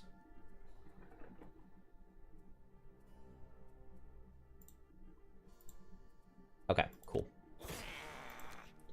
Blink Blade suffers again. Nice, they're both standing still, and it's just heal. So absolutely no offense coming out. And we got through a level that I think of as very difficult.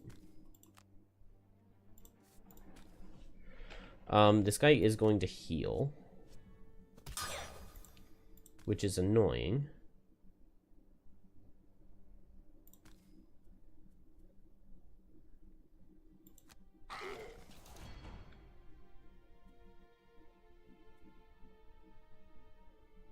Do I want to go invisible or wound this guy? The priest is the one who suffered the most, so he'll heal himself.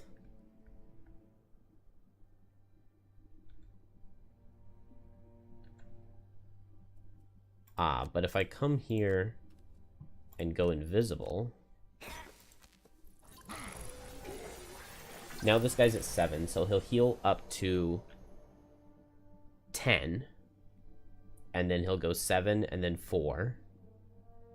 And then 3. So let's just use this.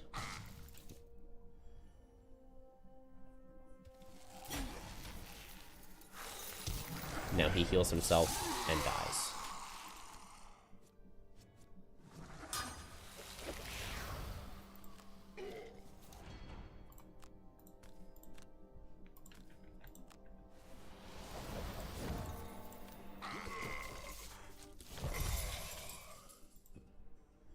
Oh, I love Snowflake. Alright, Blinkblade, might as well long rest. No reason not to. And Snowflake, probably just go fast and heal myself. Go fast, heal myself, and just wall off with hazards. So that if they walk up and hit me, I can lose cards and they'll take damage.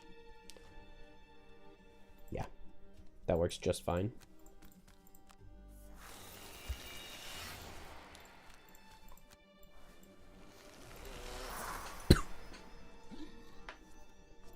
Ooh, we lived that.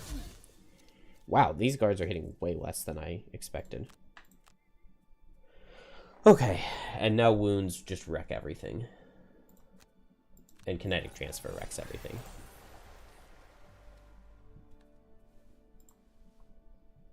One more turn to breakneck speed, so I guess the play is... Let's see, this guy does have a self-heal. Do I just want to attack him with damage? Let's have Snowflake take care of him. Yeah. Crosswinds just kills him. Duh. Just go fast, crosswinds him. Okay. Which means that Blinkblade runs down here. So we'll have jump, move, and loot. Wound this guy, and then go and grab the chest.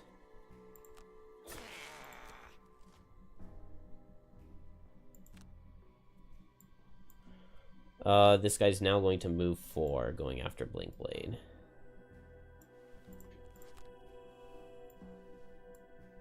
One, two, three, 4. So it depends on if he goes here or here, whether Snowflake can get him or not.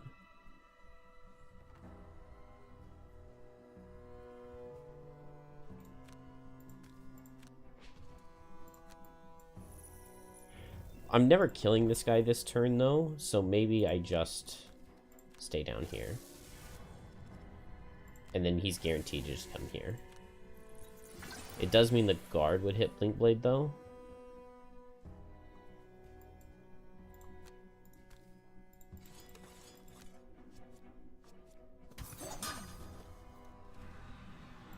Alright, I'll take it.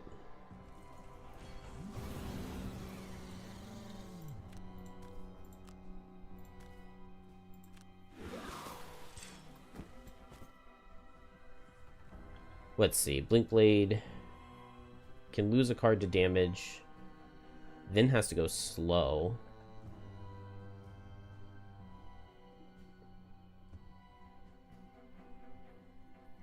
I could just kill this guy right now, but I want to get the chest.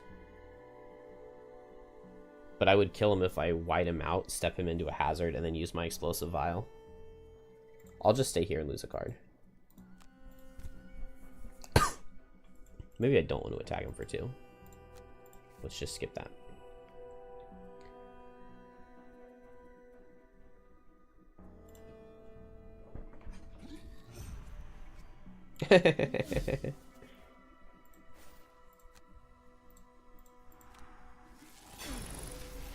Alright, cool.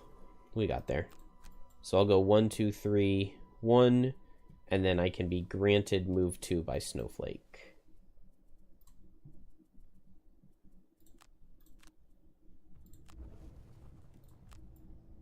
And so do I just kill this guy right now, or do I pick up the loot? I think I pick up the loot. We've got so much.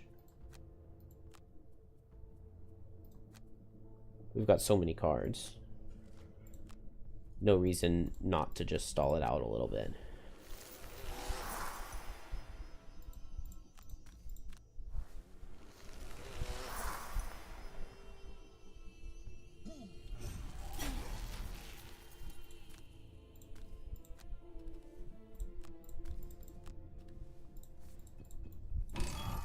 Do I get all the loot? There's one up there. Nice. Arrowvine and Axe Nut. I love it. Love it. Wingblade can go fast. I could go 1, 2, 3, 4, 5, 6, 7. Okay. Do I have another move top? No, I do not. But we'll just move in that direction. And Snowflake will just pick up this loot. Oh, and I can move Blinkblade. And I just go before Blinkblade.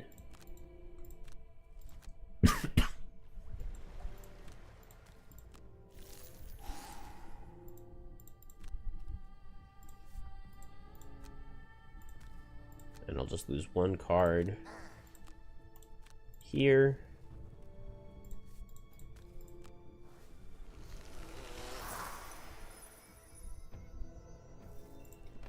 He goes down to 3 health. Which means the only way I guaranteed kill him is by going slower than him next turn. Oh, no, I can just stand in the hourglass right now. And then he guaranteed dies next turn to my explosive vial. And I pick up his loot. Alright. This is a generally very scary level. But we made it through pretty clean. I think I got relatively lucky overall. But that's alright. I'll accept lucky. We get 2 experience for playing Chilling Impact too, which maybe I didn't want to do.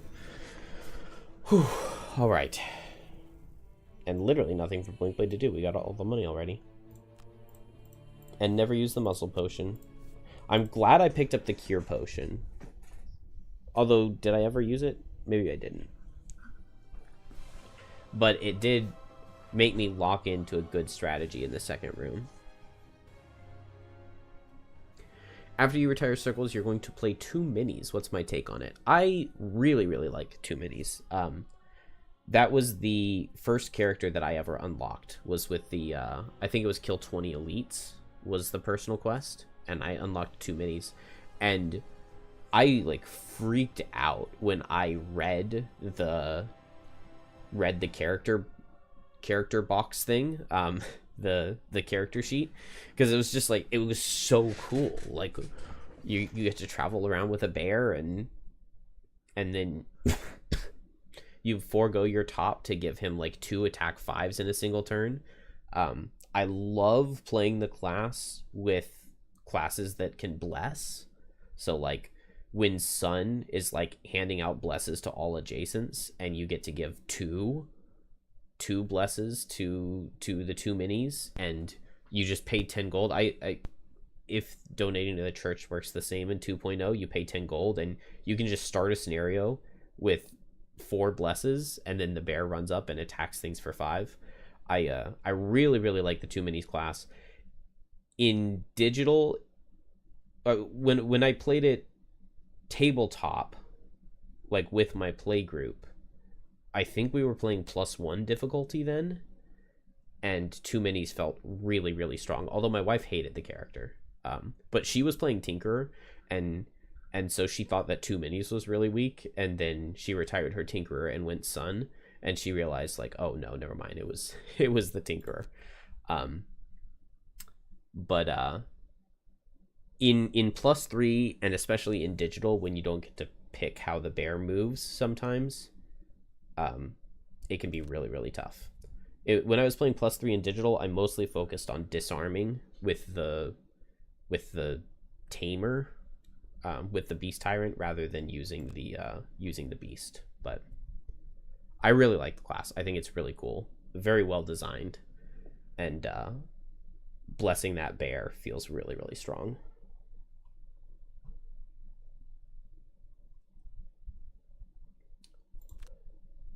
All right, we got 2 Arrowvine and 1 of the Axe Nut. There was 1 more in the loot pool, but we didn't get it. Multicolored Cloak, I don't really care about. Maybe Fist would like it, I don't know. But we got level 4 on Snowflake. That's a cool cool point. Do I prefer Upper Spire or Spire Basement, and why? I prefer Spire Basement because it's a lot easier. Um, I do think that the Upper Spire is a really fun and cool level. And it has like a kind of hidden mechanic that I really like, in that it's one of the only levels where summons can open doors, basically. Frosthaven at night in the winter verges on peaceful. The blanket of snow provides a quiet... Alchemist. We're being attacked 3 times.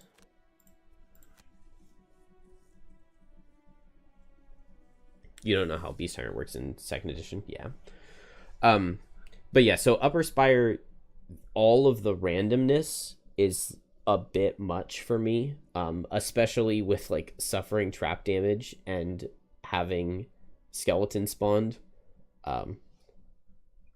That's really frustrating. And also Spire Basement is one of the few levels that has traps placed on the map, and so it makes the characters with push and pull feel really nice, especially push in the very first room. There's like an elite living bones, and if you have push 3, you can just kill him immediately with the traps. So Blinkblade and Snowflake both love that. Yeah, the Chaos Demons suck, and the basement is way more straightforward. For sure. I do think that Upper Spire is a very cool level. But it's so nerve-wracking to like step into the beam and just have no idea what's going to happen. And like sometimes your best play is to like push a monster into the beam and just hope it'll suffer trap damage. It can be scary. We'll just advantage all of these. All right, and now I will make sure to train. We'll spend wood to train. Oh, they still haven't reversed this. I sent them a message saying like, here it's hide, metal, wood, and here it's wood, metal, hide. And they said, oh, we'll fix that.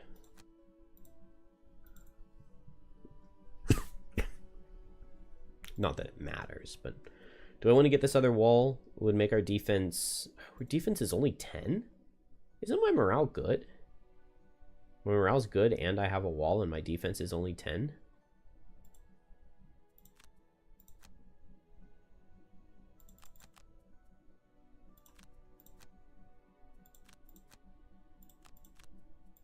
Alright. We'll build the wall again. We get level 4 on Snowflake. All right, Stolas, have a good day at work. And thank you. Yeah, I'm getting off too. I'm gonna go to sleep. Just finish off this outpost phase first. I'm wondering if I should try Biting Frost. Snowflake, I do sometimes run into movement issues. It's a good initiative card, and immobilizing multiple targets does sound good. But Polar Vortex, no, I just loved Polar Vortex so much. Bye, Stolas. Have a good day. I loved Polar Vortex so much in the last Snowflake I played. I just want to play it again. Jolt to make things suffer, or... No, Healing Allies is probably the better, more responsible thing to do. Not that attack modifiers matter very much for Snowflake. Which maybe means that I should be picking the other stuff. The worded perks. I want to make sure to bring Polar Vortex, and we take it over... I mean, I mostly play it for the top pull, which means that we want to remove a top something. I guess Enticing Breeze. Polar Vortex is generally way better than Enticing Breeze, but it's a very similar effect and similar initiative.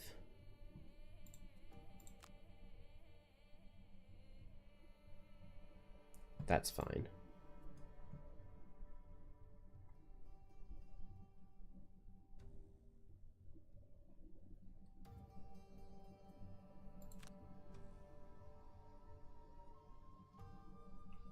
Oh, we were supposed to...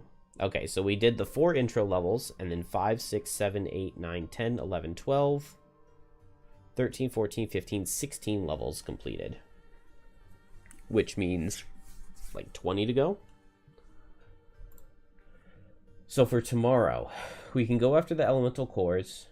Maybe Bone Shaper comes here and tries to retire. She just needs 2 more herbs. So we could try to loot a lot on Bone Shaper. We could try to loot a lot on Geminate. And then Snowflake has to play the levels, right? Snowflake's the one with the quest. Yeah, Snowflake's the one with the Aether Outpost. So Snowflake has to play the levels, and then Blink Blade's just insanely good. And my other 2 characters are lower level, so I think that party composition makes a lot of sense. 5, 4, 2, 3. 2 plus 3 plus 5 is 14. Plus 4. So yeah, we don't hit 16. So that'll be a very, very, very good party.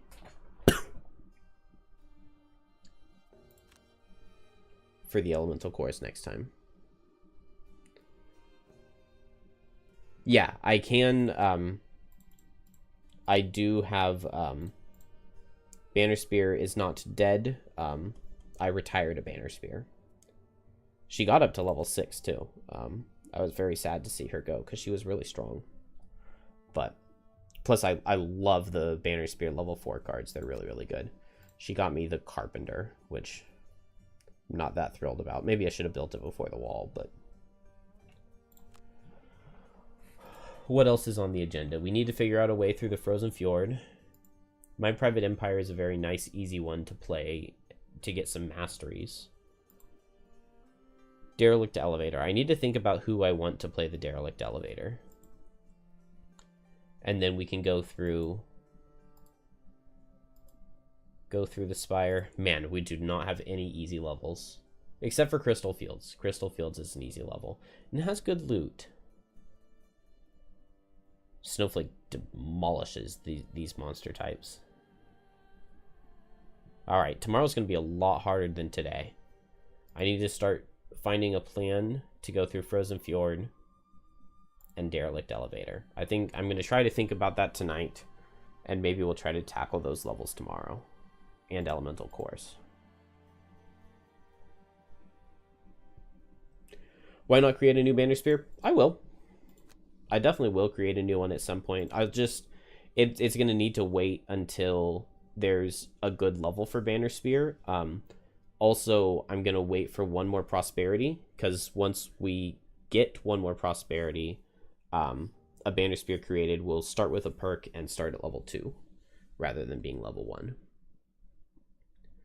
Which sounds nice. But yeah, we will get a Banner Spear eventually. Unfortunately, Banner Spear doesn't help as much with as many levels as some of the other classes do. Anyway, have a good night, everybody.